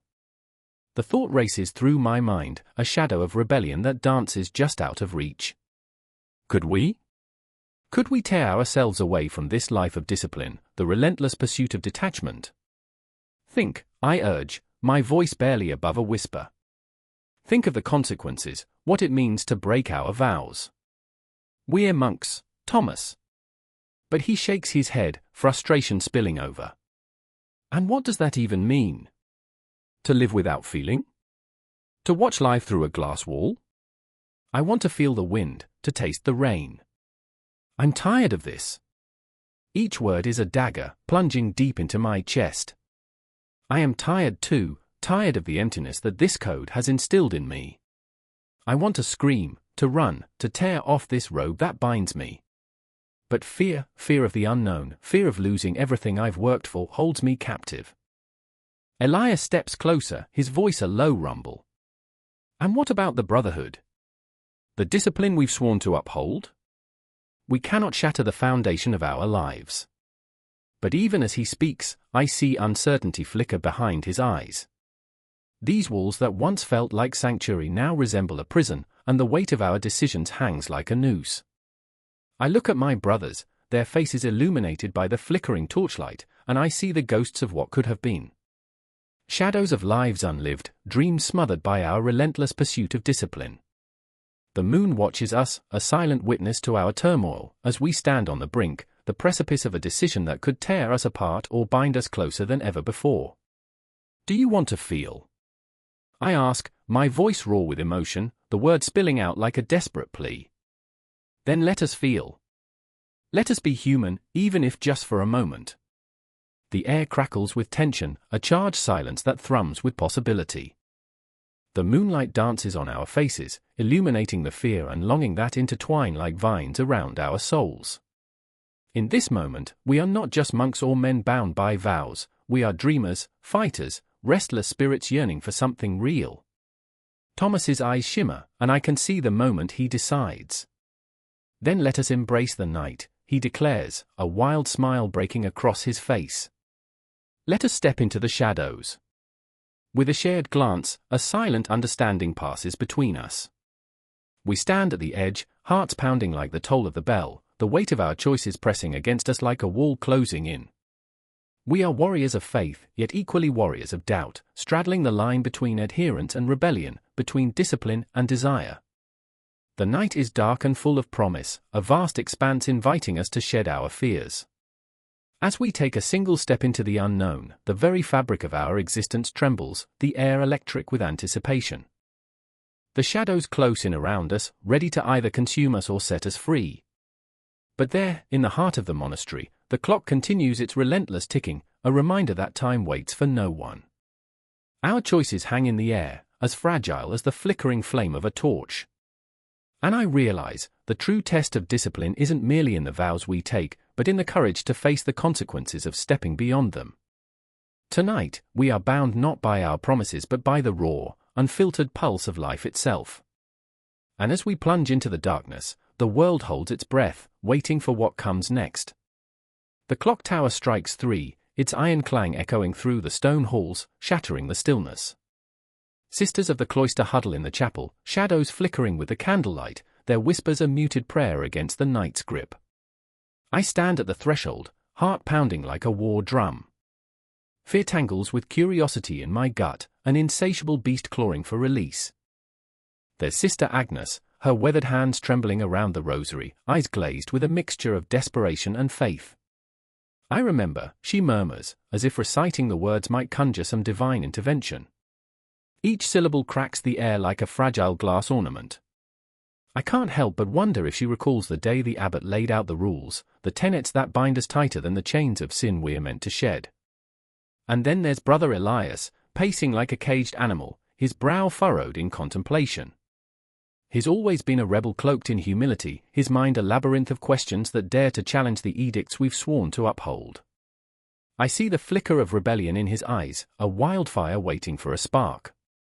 These rules, are they divine or merely the whims of men? He muses, voice low, heavy with the weight of secrecy. The tension wraps around us, a noose fashioned from our own beliefs. My throat constricts as I consider the implications. Each rule, each regulation, is not just a guideline, it's a thread in the fabric of our lives, stitching us into a tapestry that often feels suffocating. I remember, the words slip from my lips, a fragile echo of Agnes, binding us in this shared torment. We stand at the edge of what we're allowed to question.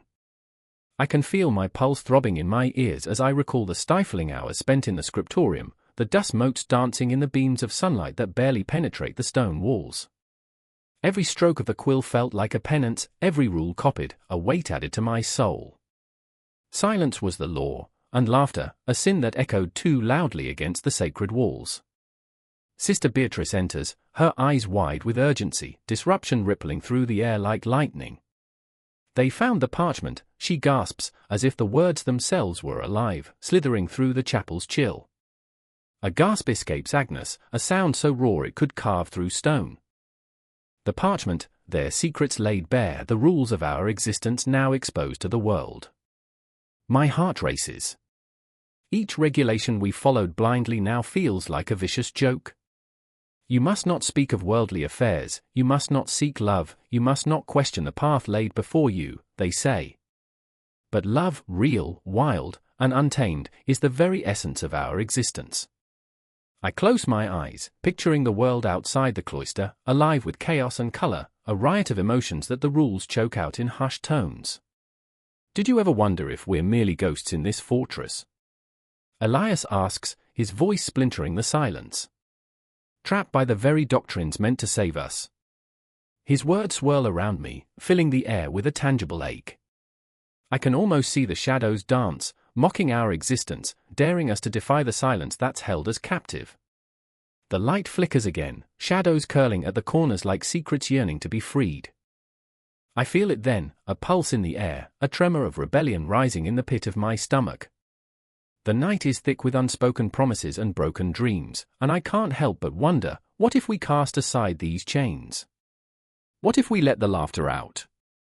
Remember the night we dared to sing? Beatrice chimes in, her voice a melody threaded with nostalgia. The echoes of our laughter, how they rang against the stones like a spell cast into the depths of despair. A shudder runs through me. That night, we had tasted freedom, if only for a moment. The echo of our voices had shattered the stillness, and we danced under the stars, the rules forgotten, the moon our only witness. But dawn came, dragging with it the weight of reality, the crushing reminder that we were bound by vows, shackled to a life of silence. Agnes breaks the spell, her voice steady but filled with emotion. We are here to seek holiness, not to wallow in despair. The words hang heavy, a mixture of resolve and desperation. But I see the flicker of doubt in her eyes, a fracture in the armor she wears. Holiness. Elias scoffs, a spark of anger igniting within him. What is holy about a life lived in quiet desperation? His voice rises, echoing against the stone walls, thick with the tension of unspoken fears. What if these rules smother our souls, leaving us as mere phantoms, lost in the echoes of our own making? A chill runs through me. The words linger, and I feel the cold touch of truth. The ghosts of our past linger in these halls, memories wrapped in regret. I see them, faces etched in despair, laughter choked into silence. I remember, I whisper, feeling the weight of the moment pressing down, the first time I broke a rule. It was a small defiance, a stolen moment under the moonlight, a kiss that tasted like freedom, and the rush had been intoxicating. But the consequences had been swift, a punishment meted out like a swift blade cutting through the fabric of our dreams. Do we dare? Beatrice asks, her voice a tremor of hope. To challenge the silence that binds us. The air grows thick with anticipation, our hearts beating in unison, a symphony of unresolved desire ringing through the dark chapel. I feel the pull, the desperate need to shatter the rules that dictate our lives, to breathe in the chaotic beauty of the world beyond these walls. And just then, there's a knock, a tremor in our sanctuary, a signal that the world outside is creeping in. I glance at my companions, fear and adrenaline tangling within me, a tempest ready to erupt. Whatever awaits us on the other side of that door is a choice we must face, together or apart. I can feel the clock tower in my chest, each tick a reminder that time is relentless. The air is electric with possibility, a dangerous allure whispering through the confines of our hearts. As the door creaks open, the darkness spills in, and for a moment, we're suspended in that breathless space between fear and flight, uncertainty and resolve. The rules that govern our lives shimmer like ghosts in the air, taunting us to step beyond the threshold, into the light, or deeper into the night. The clock ticked, each second a heavy footfall in a silent room, and I could hear my heart pounding like a drum in the stillness. It echoed back, a mournful sound that wrapped around me, squeezing tighter with every beat. I sat in that dimly lit room, the shadows stretching long and thin, weaving tales I dared not tell. Outside, the world continued on, oblivious to the tempest swirling within. A single beam of moonlight broke through the curtains, illuminating the dust motes that danced like lost souls in a forgotten place. I remember the night I learned the weight of quiet reflection.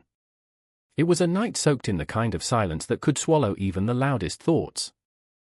It was a silence punctuated by the soft sobs of Clara, my sister, who sat across from me, her anguish spilling into the air, thick as smoke.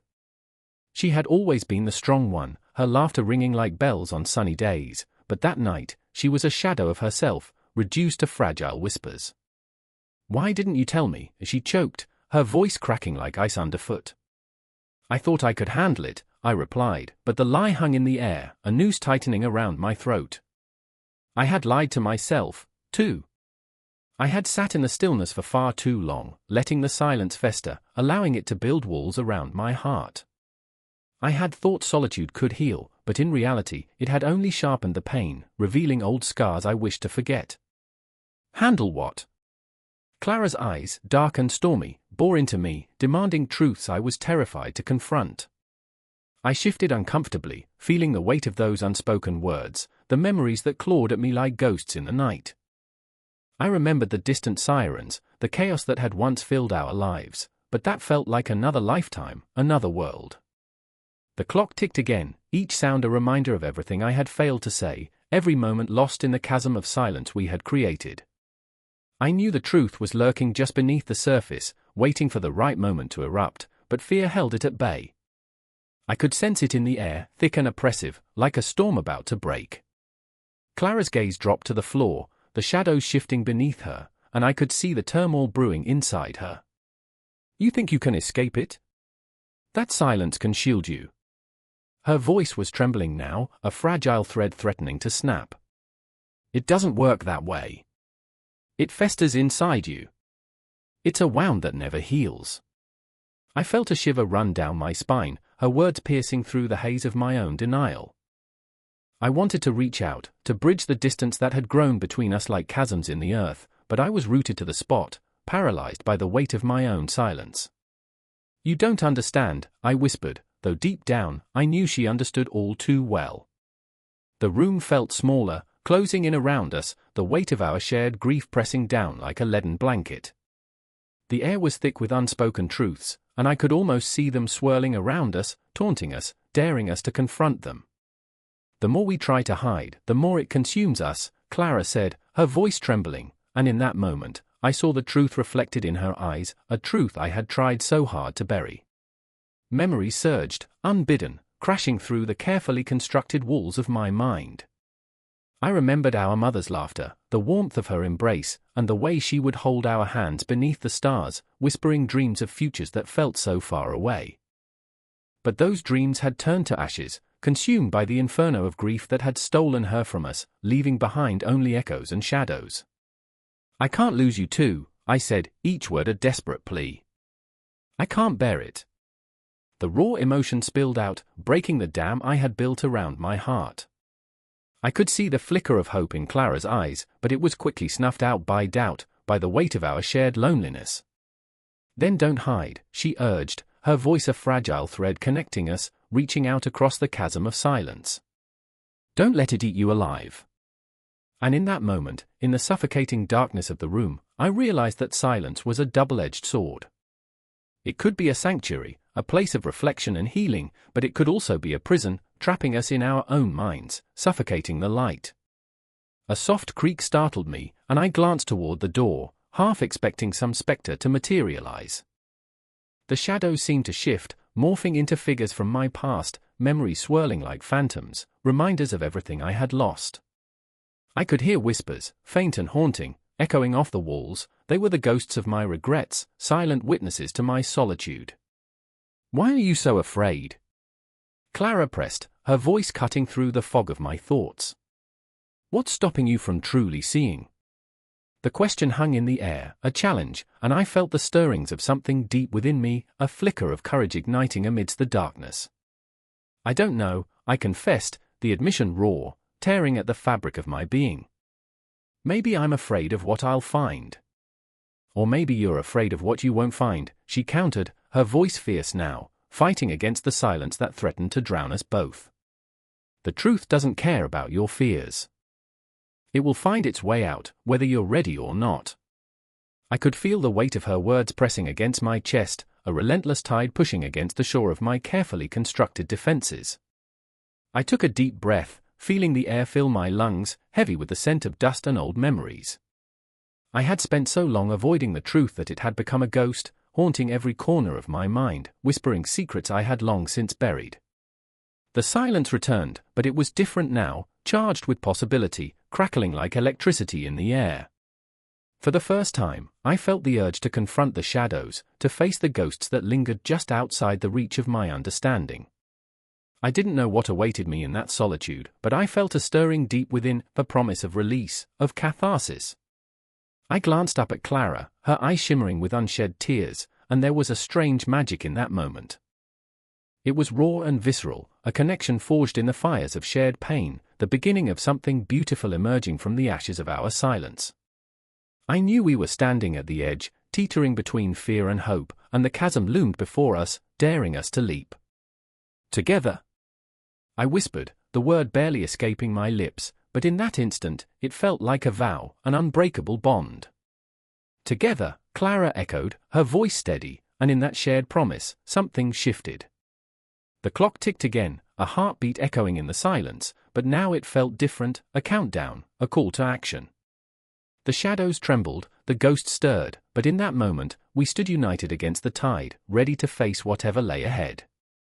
Time stretched and twisted, and as the silence enveloped us once more, I knew this was just the beginning.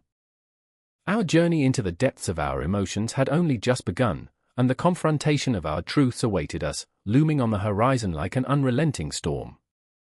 Every heartbeat a reminder that the power of quiet reflection held within it both the agony of the past and the hope for what was yet to come. And so we lingered in that silence, on the precipice of our own revelations, knowing that sometimes, the loudest truths are found in the softest whispers. The clock ticks. A metronome of dread. Each chime lingers in the air, heavy, thick with despair. I sit on the edge of the bed, the shadows stretching across the room like claws, reaching, grasping. The silence wraps around me, insistently tight, like a noose, suffocating yet oddly comforting. It's the kind of silence that screams, bursting with unspoken words. I can hear my heart, pounding, racing against the stillness. Each beat echoes the ghosts of regrets, of choices left unmade, of love lost in the crossfire of life's indifference. Across the room, Sarah stands by the window. Her silhouette framed by the waning light, a statue of grief. She doesn't move. She can't. The weight of her sorrow tethers her to this moment, to the memories that flicker in the dusk like dying embers. I remember when she used to laugh, a sound like music spilling into the void. Now, it's a hollow shell, a whisper of what was. I can see the flicker of hope dying behind her eyes, swallowed by the monstrous silence that has crept into our lives. The streets outside hum with life, yet here we sit, entangled in our own desolation. I want to reach for her, to shatter this silence with the warmth of my voice, but the words catch in my throat. They become stones, heavy and unyielding. I remember the last time we spoke, it was a clash of voices, a tempest of raw emotions, anger and heartbreak swirling, consuming everything. Now, the absence of sound is louder, more damning than any argument.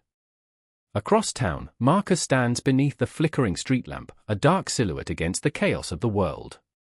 He's been fighting ghosts, battling demons crafted from his own memories. The street is bustling, yet he feels the weight of the silence more than ever, like a shroud draped over his shoulders. Each face he passes is a reminder of the pain he carries, lost friends, broken promises, dreams shattered like glass beneath an unforgiving boot. He knows the importance of this stillness, the way it carves out space for reflection, for truth. But truth is a cruel companion, and in this silence, it claws at him, exposing wounds he thought had healed. I remember how he used to talk to me about the stars, how he believed they whispered secrets in the dark. Now, he stares up at them, seeking solace in their distant glow, yet all he finds is a reminder of his isolation. The universe feels infinite, vast, and he is a mere speck lost in its depths. He closes his eyes, reaching for that silence, but finds only the echo of his own breath, a haunting reminder of the solitude that blankets him like a winter's night. Back in the dim room, Sarah finally speaks, her voice soft as gossamer, yet heavy with despair. "Do you remember when we used to dream?" she asks, her eyes searching mine for a hint of the past. The plans, the laughter, her voice trails off, and the silence envelops us once more. I remember those dreams, the way they shimmered like stars in the night sky, full of promise and brilliance. But now they lie like dust on the floor, forgotten and neglected. I look down at my hands, calloused and worn from the struggles of life, and think of all the times I wished for silence, a break from the noise of existence. But here, in this stillness, I realize silence is a double-edged sword. It can reveal, but it can also imprison. It can heal, but it can also expose the raw, festering wounds we hide from the world. The silence can be a sanctuary or a cage, both terrifying and liberating. Marcus stands at the edge of a cliff, the abyss yawning before him, a chasm of uncertainty. He feels the wind whip around him, a reminder of life's wild unpredictability. Here, in this moment of silence, he confronts the demons lurking just out of sight, their whispers curling through his mind like smoke. They taunt him, remind him of failures and missteps, of moments where he could have fought but chose to yield. But deep within that silence, he also feels a flicker of something else, a glimmer of hope daring to break free.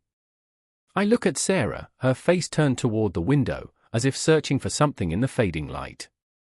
I want to tell her that it's okay to feel lost, to embrace the silence for what it is, a chance to listen, to understand the tangled web of emotions that bind us. I want to scream it, to break the chains of this silence that binds us. But the words remain lodged in my throat, the tension taut as a bowstring. Then, as if summoned by our shared despair, the storm arrives. Thunder crashes, shaking the very foundation of our world. The rain begins to pour, a deluge that mirrors the tempest within us. It washes over the windows, a symphony of sound, drowning out the silence that has clung to us for so long. In that moment, as the storm rages outside, I hear something shift in Sarah's breath, a release, a letting go. It's as if the storm has peeled back the layers of her sorrow, revealing the raw vulnerability underneath. Marcus, too, feels the shift. The thunder reverberates within him, a call to arms against the haunting silence. He raises his head, eyes fixed on the tumultuous sky, and lets the rain wash over him. He feels alive in the chaos, a heartbeat amidst the storm. It's a paradox, this tumultuous moment. It unearths the buried fears, but it also ignites the flickering flame of resilience. And in this storm, we stand, each of us grappling with our own darkness, but somehow, together in our solitude. The silence has shifted, transformed into a cacophony of raw emotion, of release, of awakening. The storm howls, the thunder roars, and in the heart of it, we find ourselves. We find hope. We find the courage not just to exist, but to embrace the silence, to allow it to guide us through the darkest corners of our souls and toward the light. The shadows don't disappear, they linger, whispering their truths. But now, in the eye of the storm, we are ready to listen. We are ready to fight. And as the rain falls, washing away the remnants of our fears, we discover in that moment the profound importance of silence, not as an absence, but as a necessary space for growth, transformation, and the relentless pursuit of healing.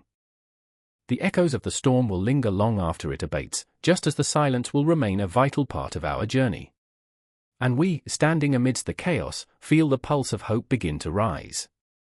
The clock struck 11, reverberating through the hollow corridors of the church, each chime a heavy heartbeat, echoing against the stone walls like a whispered confession of fears long buried.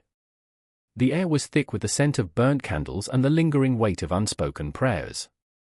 I stood there, heart racing, palms clammy, caught between the sacred and the profane. Miriam, a woman with eyes like storms, was kneeling before the altar, her tears glistening in the flickering candlelight. She was wrestling with something far darker than doubt. It was a haunting desperation, the kind that clings to your skin like frost on a winter morning. "Why do you still come here?" I asked, my voice barely a whisper, breaking the stillness like a pebble tossed into a tranquil pond. It felt like an accusation, or perhaps a desperate plea for understanding. She looked up, and for a moment, the weight of the world seemed to lift, revealing the fragile spirit beneath. "Because I need to," she replied, her voice cracking, as if the words themselves were too heavy to bear. "It's where I feel alive." Alive! The word sliced through the silence, lingering between us, heavy with irony. Her life, a cascade of sleepless nights and relentless work hours at the factory, left little room for anything remotely resembling vitality. The very act of worship had become a refuge, a sanctuary from the grinding tedium of existence. I remembered my own struggle, the suffocating routine of the 9-to-5, the relentless ticking of the clock, each second a reminder of unfulfilled dreams. There was a beauty in the chaos of daily life, but it often felt like a masquerade, a relentless performance where none of us dared to drop our masks. "Do you think God hears us?" I asked, half expecting the walls to crack open and release the weight of our collective fears. Miriam's gaze drifted to the stained glass, each shard of color a fragment of someone else's story, someone else's pain, trapped forever in a moment of divine stillness. "God? Or just the ghosts of our own making?" she mused, her fingers tracing the cool stone of the altar. Her doubt hung in the air between us, palpable and raw. It was a question I dared not answer, a riddle that swallowed the light and left only shadows. As we stood in that sacred space, the world outside raged on. The city pulsed with life, a chaotic symphony of horns and shouts, the laughter of children mingling with the cries of the desperate. It was a stark contrast to the stillness of our sanctuary. I could almost feel the streets pulling at me, urging me to leave the sanctuary of our doubts and step into the fray. But then there was Thomas, my brother, my anchor. I saw him stumbling down the aisle, face flushed, eyes wild, as if he had just emerged from some battle fought within himself. He had always been the one to drag me back from the precipice, the one who would stand guard while I wrestled with my own demons. But tonight, he was a storm, teetering on the edge of despair. "I can't do this anymore," he shouted, voice cracking like thunder. The storm inside him erupted, sending tremors through the sanctuary. "I'm tired of pretending, tired of worshipping a God who has turned his back on us." Every word felt like a dagger, and I wanted to shout, to tell him to stop, to remind him of the love we'd been taught was waiting for us in the heavens. But the words caught in my throat, choking me with the truth that perhaps he was right. Perhaps we were all just fools, clinging to the fraying edges of faith while the world burned around us. Miriam stepped forward, her eyes aflame with a mix of anger and compassion. "What do you want, Thomas? A sign? A miracle?" "No," he replied, voice raw and trembling. "I just want to feel something real." His words hung in the air like smoke, thick and suffocating. I could see the desperate hunger in his eyes, the yearning for a connection that felt genuine in a world laced with illusions. I wanted to reach out, to bridge the chasm that had formed between us, but our wounds ran deep, and the words were lost to the void. In that moment, the church felt alive with fury, a battleground for our conflicting desires. The shadows shifted, dancing with our uncertainty, echoing the tumult that raged within our hearts. I could hear the voices of the past, the echoes of prayers whispered in anguish, the cries of despair ringing through the ages. Time stretched, a taut string ready to snap. I felt it in my bones, a visceral reminder that we were all searching for something, caught in the relentless cycle of work and worship, of fear and faith. Miriam, Thomas, and I, we were all characters in a play scripted by our own choices, yet yearning for a writer who would give us a different ending. The sanctuary trembled as I took a step forward, my voice rising from the depths of my soul. We are more than our doubts. We are more than our failures. The words surged, raw and unfiltered, an invocation of the power that lay dormant within us. The shadows flickered, the walls reverberated, and for the briefest moment, I felt the surge of hope. But hope is a fragile thing, like a flame dancing in the wind, and just as quickly as it rose, it faltered. Thomas turned away, lost once more to the weight of his despair, and Miriam's shoulders sagged under the burden of the world. I stood there, alone in the silence that followed, feeling the weight of my own unresolved conflicts. The church felt both a sanctuary and a prison, a place where dreams collided with reality. Outside, the city continued to pulse, a dark heartbeat, the chaos of existence ever present. And so we remained, three souls caught in the balance of work and worship, longing for connection, yet shackled by our own fears. The clock continued its relentless ticking, the shadows deepened, and the echoes of our shared sorrow lingered, entwining us in a tapestry woven from the threads of our existence. In that moment, I understood. We were not alone. We were all searching, all reaching for something just beyond our grasp. And as the candlelight flickered in the darkness, I knew that this struggle, this dance between the sacred and the mundane, would never truly end. It would echo on, in every heart that dared to feel, to hope, to cry out against the night. The sun hung low, casting its final, blood-red light across the stones of the monastery. Shadows danced as the weight of the day pressed down hard on the ancient walls, heavy with secrets and whispers of supplication. From somewhere deep within the stone, a bell tolled, its sound reverberating like a heartbeat, a pulse that echoed through the cold air. I could taste the dust rising from the earth I'd toiled, mingling with the scent of damp wood and fading incense. I paused, my hands caked with soil, my back screaming from the relentless labor, but my heart thrummed with a different kind of ache. Brother Matthias stood nearby, kneeling in the garden, his fingers deftly working the soil. His brow furrowed in concentration, but his eyes often strayed heavenward, seeking solace among the stars he could not touch. I felt the pull of his gaze, a yearning so profound it pierced the very essence of who we were. Here we were, two souls bound in the silent struggle between sweat and prayer, and yet the divide felt insurmountable. I remember thinking how he embodied the paradox of our existence. In his toil, he sought grace, in his grace, he found the necessity of toil. "Don't forget to breathe," he murmured, as if sensing the storm brewing inside me. The words slipped through the air like incense, wrapping around my throat. Breathe. It was a mantra that escaped my lips more often than it should have, a fragile reminder in a place where the air grew heavier with each passing hour, thick with the weight of our labors and the heavy burden of our devotion.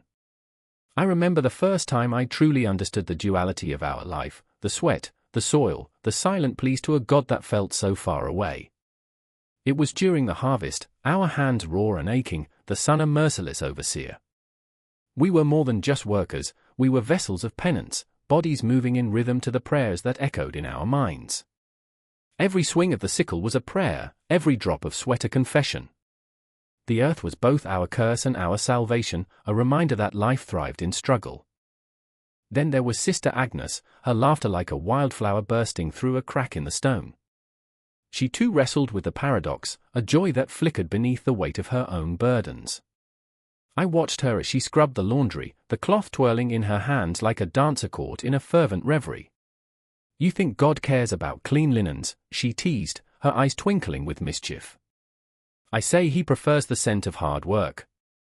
Yet I could see the shadows in her eyes, the fear that sometimes crept into her heart during the long nights of prayer. Fear that our labor wouldn't be enough. Fear that the cries of the world beyond these walls would drown out our whispered hopes.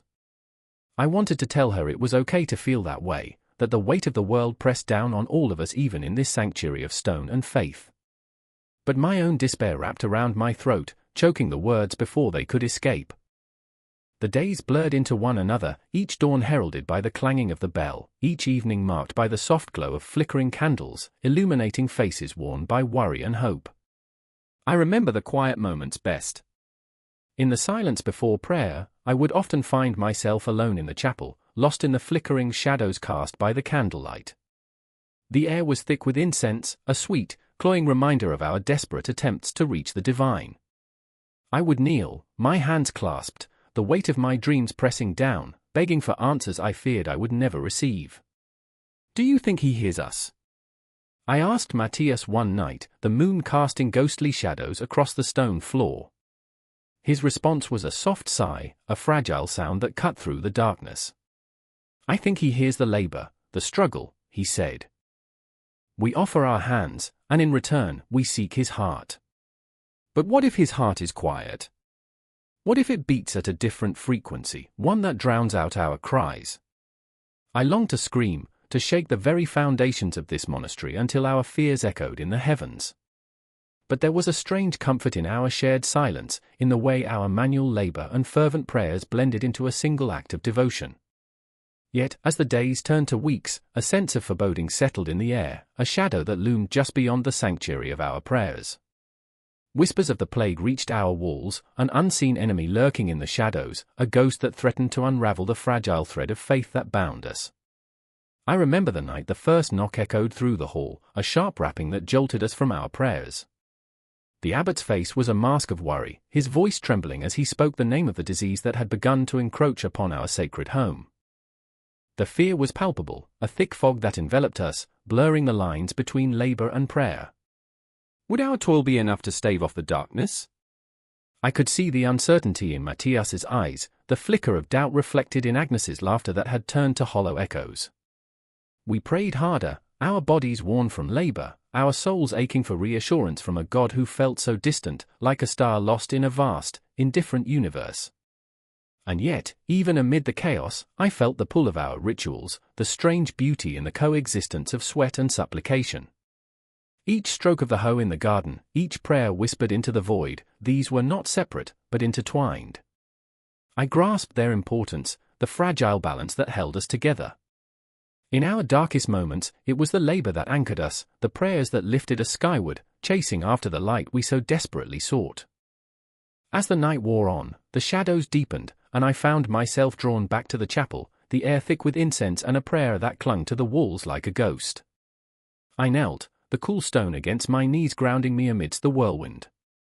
I listened, straining to hear, hoping for a whisper of reassurance as I lifted my heart, raw and trembling, into the silence. I remember the stillness, the echo of my own heartbeat, resonating like the toll of a bell, a reminder that even in this darkness, we were alive, and our labor was not in vain. Brother Matthias and Sister Agnes joined me there, a trio of souls grappling with the weight of existence. We knelt together, our breaths mingling, a fragile circle of hope amidst the encroaching shadows. Our hands, calloused from toil, reached out to one another, a testament to the sacredness of our shared struggle. The candle flickered, casting wild shadows that danced along the walls, a visceral reminder of the beauty in our imperfections, the strength found in our unity. And as we prayed, the line between labor and prayer blurred, creating a tapestry of devotion that felt almost cosmic, transcending the walls of our monastery. In that moment, I saw the truth: the blood-red sun may set, but the labor of our hands and the prayers of our hearts would continue to echo, long after the shadows swallowed the last light. The sun dipped below the horizon, casting elongated shadows that clung to the cold stone walls of the monastery like lost souls searching for warmth. The air was thick with the scent of stale bread and the faint, distant whisper of incense.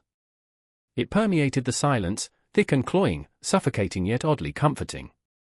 Within this sanctuary of deprivation, the heartbeats of the monks resonated, a rhythmic pulse echoing through the vast emptiness of the dining hall. A table sprawled before them, laden with nothing but a single bowl of gruel, its surface a murky reminder of their vows, a simple offering, a test of endurance, cruel yet divine. I remember the first time I tasted that gruel. Its texture was a reminder of the grit beneath my nails after a long day of toil, each spoonful a reminder of my own insignificance. I remember. The wooden spoon clattered against the bowl, shattering the eerie stillness, and suddenly, eyes were upon me. Brother Anselm, his gaze a tempest of desperation, gripped his own spoon as if it were a lifeline. His knuckles whitened, the tremor in his hands betraying the calm facade of his monastic vows. "It is not the hunger that gnaws at me," he muttered, voice barely rising above a whisper, "but the fear of what comes next." What came next was always the same, a ritual steeped in the shadows of our choices. Each monk, bound by silence, bore the weight of their own ghosts. Brother Matthias, with eyes like a stormy sea, sat at the end of the table. He had once been a man of the world, a merchant whose dreams had been as rich as the spices he traded, but now his spirit was as barren as the fields surrounding our cloister. I saw it in the way his gaze flickered toward the empty plates, a hunger that twisted in his gut, a yearning for the life he had abandoned. "What did we trade for this?" he asked, despair lacing his words. "What did we lose?" I wanted to scream at him, to tell him that every crumb might be a sacrifice, but an echo of my own hunger held me back. I was a prisoner to my own choices, shackled by the thin threads of piety we had all woven around ourselves. We were not just monks here, we were ghosts of a past we couldn't shake off. I remember the feeling of abandonment, the gnawing realization that our fasting was both penitence and punishment. It was a dance with the divine, but one that left us fractured, pieces of ourselves unraveling like the coarse threads of our worn habits. The silence stretched heavy, punctuated only by the sound of metal scraping against wood. Brother Anselm's spoon wavered, and I watched as he lowered it, his eyes glassy with unspilled tears. "They say fasting brings you closer to God," he croaked, "but all I feel is the void." His words hung in the air, sharp and biting, as if the very walls conspired to echo our failures. The shadows deepened around us, the flickering candles casting a haunting glow on our hollow faces. In that moment, I felt it, a pang of guilt, a dagger of recognition. Here we were, playing saints while the devil danced on our tongues, taunting us with every unfulfilled desire. I could see it in our eyes, the shared torment, the silent screams of hunger. Each of us trapped in a cycle of longing, tethered to the walls of our own making. The monastery, once a haven, morphed into a place of confinement, my heart an unmarked grave of dreams drowned in the tepid waters of self-denial. But then, a sudden burst of laughter shattered the gloom, jarring me back to the moment. Brother Matthias, with a smirk that danced at the edges of despair, quipped, "You know, my dear brothers, at least we don't have to worry about our waistlines." It was absurd, a joke about an empty bowl and hollow bellies, yet it pierced through my sorrow, the briefest flicker of light in the engulfing darkness. We laughed then, an echoing sound that reverberated against the stones, filled with a bitterness we couldn't quite shake. And yet, laughter was a double-edged sword. It teased at the edges of our pain, mocking our choices. I could see the sadness lurking behind Matthias's smile, the way he pulled his gaze away as if ashamed of finding joy in our mutual suffering. What if this was all there was? What if the gruel was not just food but the essence of our devotion, a sacrifice meant to bind us closer to our penance? I wanted to scream that this was not the life I had chosen, not the path I envisioned. I wanted to rebel against the very notion of fasting, to break the shackles and run into the world beyond those stone walls, where food was abundant and laughter echoed without the weight of judgment.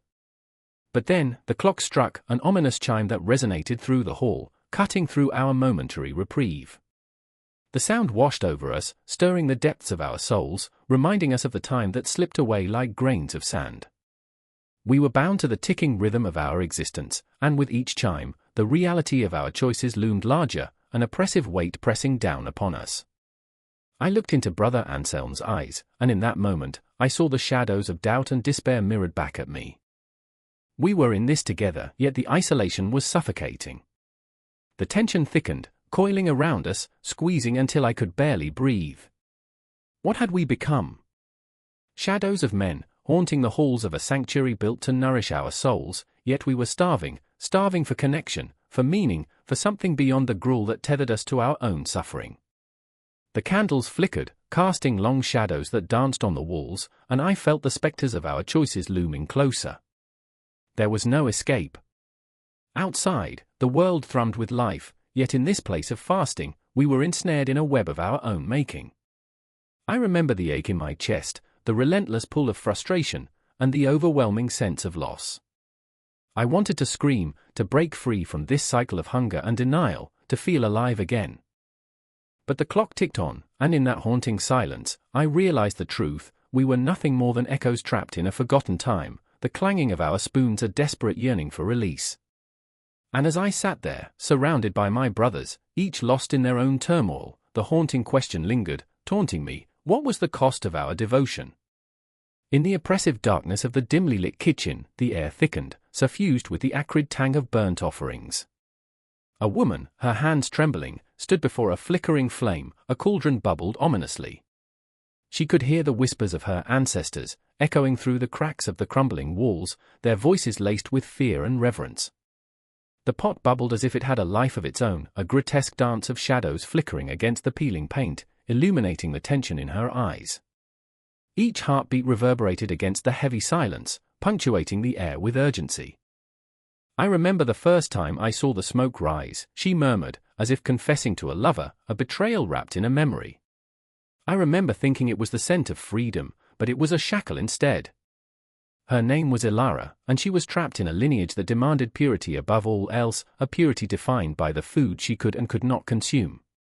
She could almost taste the bitter sweetness of her transgressions, the forbidden fruit that whispered to her from the shadows of her past.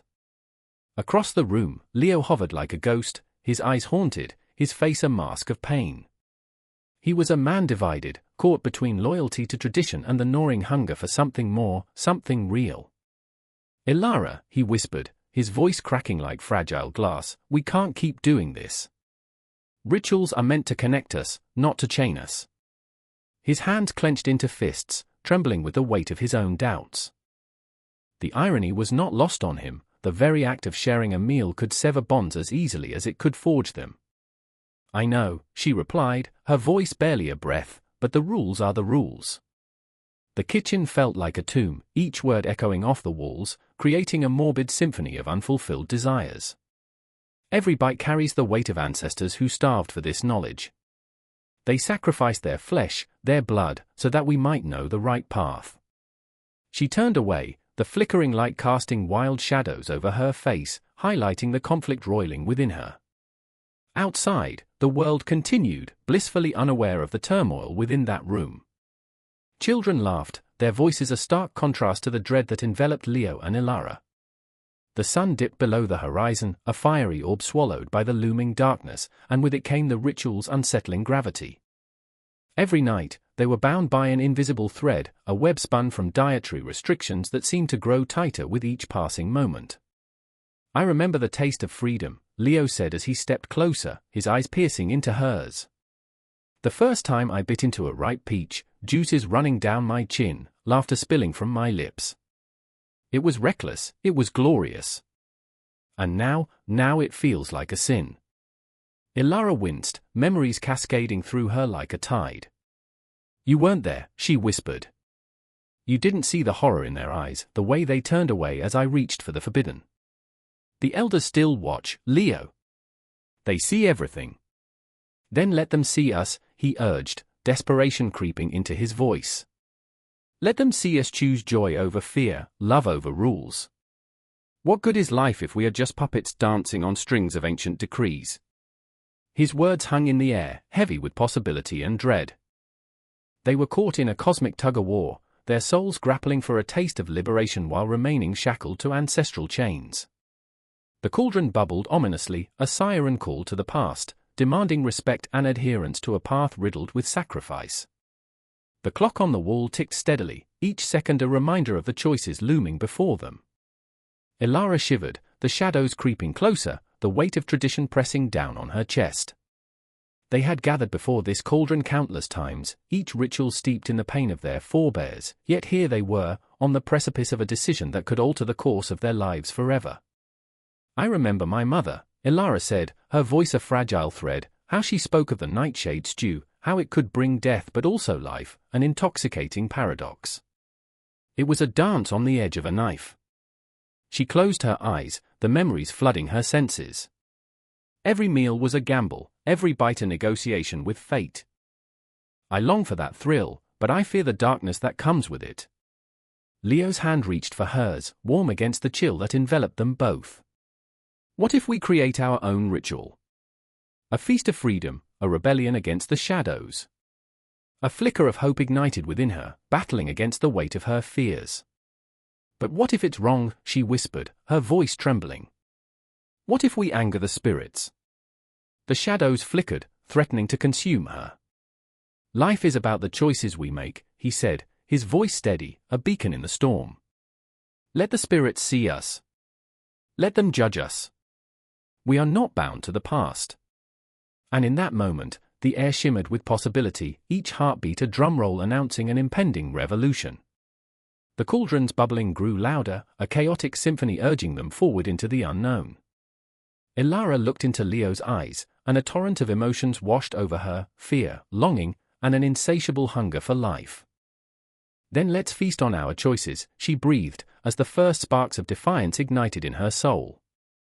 With a swift motion, she reached for the ingredients laid out in front of her, vibrant and alive, each one a symbol of their decision, their defiance against the ghosts of their past.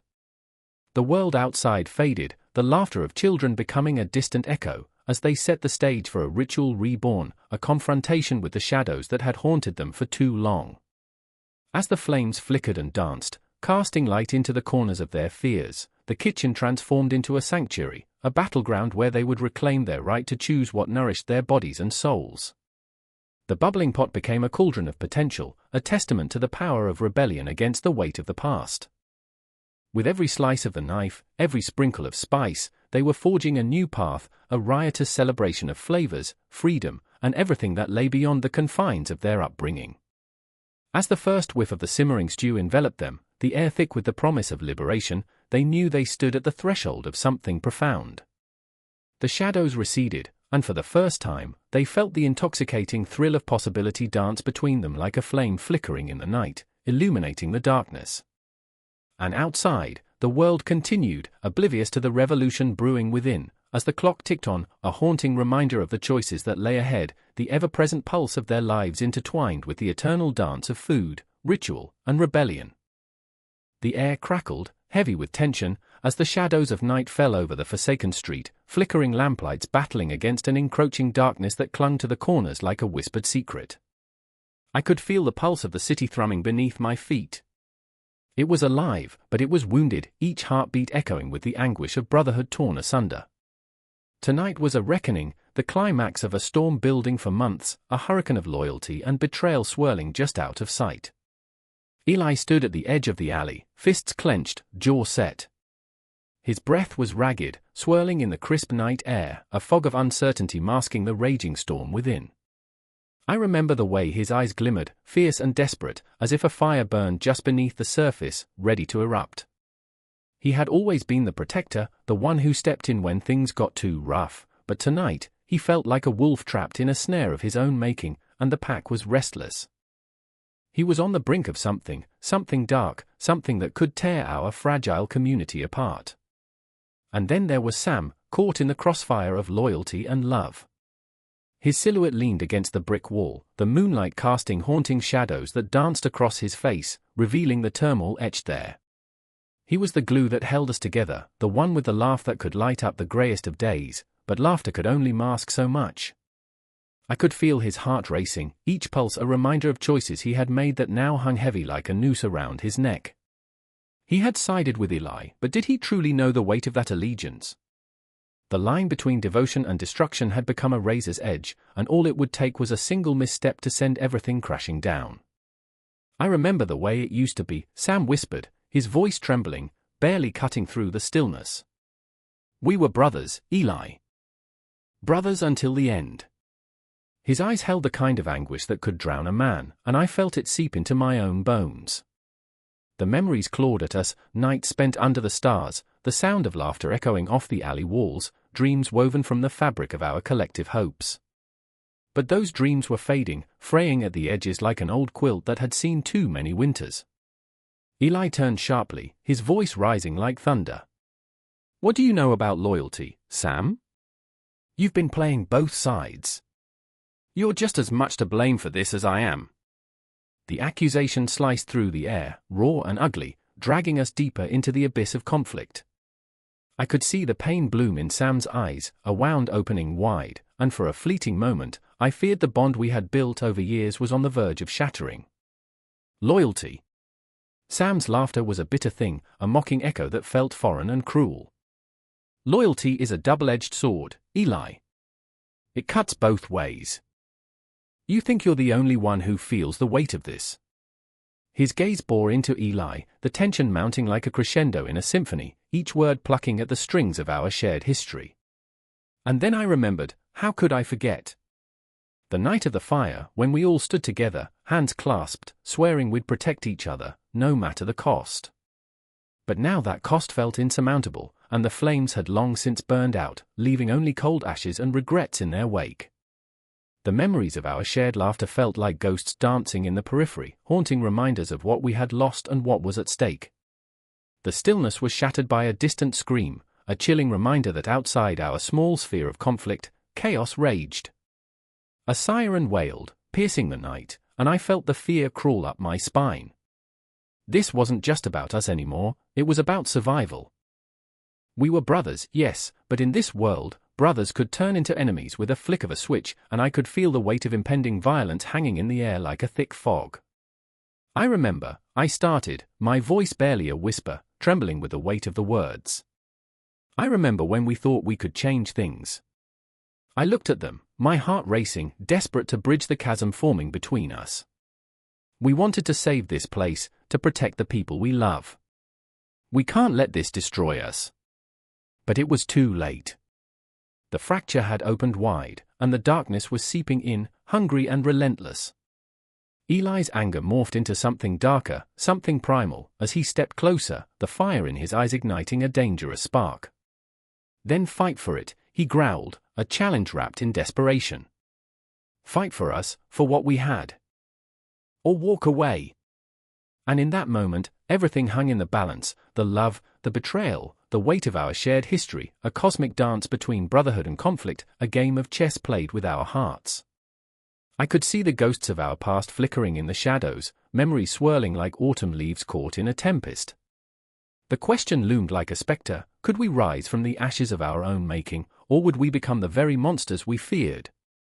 The clock struck ominously nearby, a reminder that time waits for no one, and as the echoes faded, I felt the urgency pulse through me, a heartbeat of desperation, a throb of uncertainty.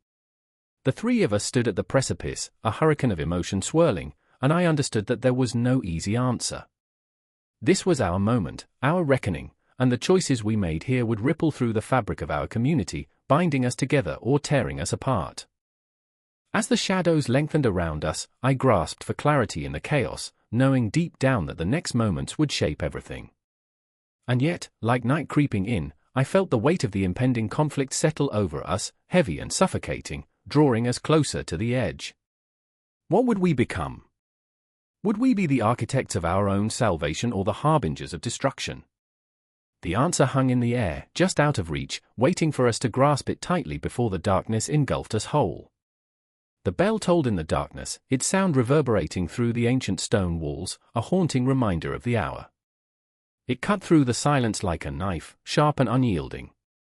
I stood in the shadows of the chapel, my heart racing, every muscle taut as if waiting for a storm to break. The flickering candlelight danced across the faces of my fellow brothers, their expressions a tapestry of devotion and despair. I could almost taste the tension in the air, thick and suffocating, as we all awaited the abbot's arrival. Brother Matthias, taller than most, with a jaw clenched so tight I thought it might crack, glared at Brother Angelo. In that moment, hatred crackled between them like a spark igniting dry kindling. Angelo was shorter, wiry, with a restless energy that seemed to vibrate off him, his hands twitching by his sides, restless as a caged bird. I could see the fear in his eyes, a wildness that belied the calmness of his prayers. He was the one who had dared to question the abbot's authority, to suggest that perhaps the rules were not as sacred as they seemed. "Keep your mouth shut," Matthias whispered, the warning thick with menace. "You don't know what you're inviting." But I knew. I felt it in my bones, the suffocating grip of silence, the dread that had settled over us like a shroud. The rules were simple, obedience above all. Yet the air was charged with a rebellion that crackled beneath the surface. Each breath was a shared secret, a collective gasp of frustration that could erupt at any moment. I remembered the day I had first stepped into the monastery, the scent of incense and old wood filling my lungs. I thought I'd found peace, a refuge from the chaos of the outside world. But there was no refuge here, only the weight of expectation pressing down on us like stone. I shivered at the thought of it, the familiar ache of confinement gnawing at my insides. The abbot arrived, slow and deliberate, his presence radiating authority. His eyes were dark pools, deep and unfathomable, and I felt as if he could see into the very marrow of my soul. I had once admired him, the way he commanded respect, the calmness he exuded even in the face of conflict. But now, I could sense his own turmoil, like a storm brewing behind those serene eyes. "Brothers," he began, his voice smooth but laced with an undercurrent of tension. "We are at a crossroads. The rule of humility, of obedience, these are our guiding stars. But are we not men, too? Are we not allowed the chance to question?" Angelo's breath hitched, and I could see his heart racing, wild and untamed. Matthias shifted, the annoyance radiating off him as if he were on fire. I felt the heat, the intensity of their conflict, an unescapable dance of emotions. "Questioning leads to chaos," Matthias snapped, his voice cutting through the air like a whip. "And chaos leads to punishment. We've seen it before.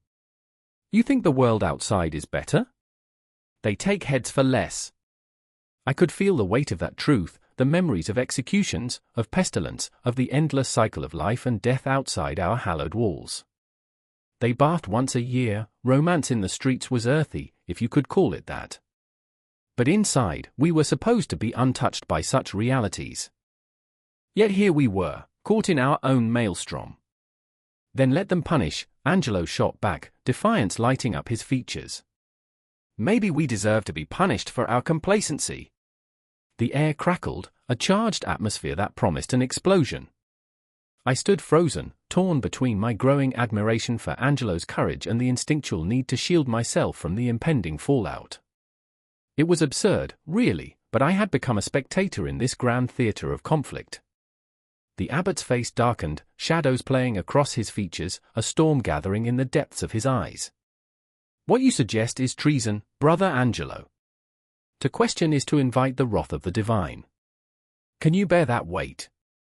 I felt my own heart race. This was not merely a disagreement, it was a battle for the very soul of our brotherhood. Here, in this sacred space, we were teetering on the brink. The atmosphere was heavy with the scent of candle wax and fear, a heady mix that threatened to choke us all. Angelo took a step forward, bold and unyielding. "I would rather face the wrath of heaven than live in this cage, Abbot. We can't ignore the world outside forever. It's rotting away, and we're blind in here." Matthias lunged, fists clenched, the fury of a trapped man boiling over. "You're a fool. A reckless fool. You don't understand the implications of your words. We could lose everything." "Everything?" Angelo's voice was a snarl, raw and visceral.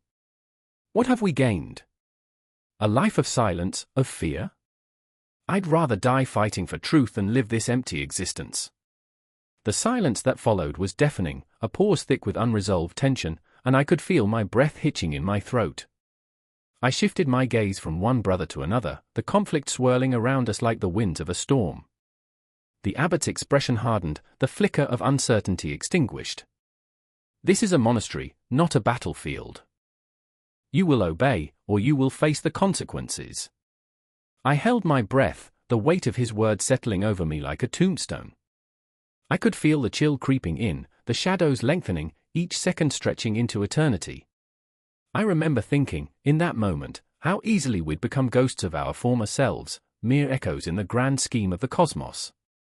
I yearned for something more, the spark of rebellion igniting within me as I watched the two brothers square off, each uncertain of how far they were willing to go. The air was thick with unspoken threats and suppressed dreams, the promise of violence lingering just beneath the surface. No one was safe in this crucible of faith and fear, not even me. The candle flames flickered wildly, casting long shadows that twisted and turned, a foreshadowing of the chaos that was about to unfold. The walls of the chapel, once a sanctuary, now felt like a prison, and I could almost hear the whispers of the past echoing through the stones, warning us of the madness that lay ahead. I remember that moment, the tension coiling tighter and tighter, a spring ready to snap. And I could only wait, breathless, for the inevitable storm to break.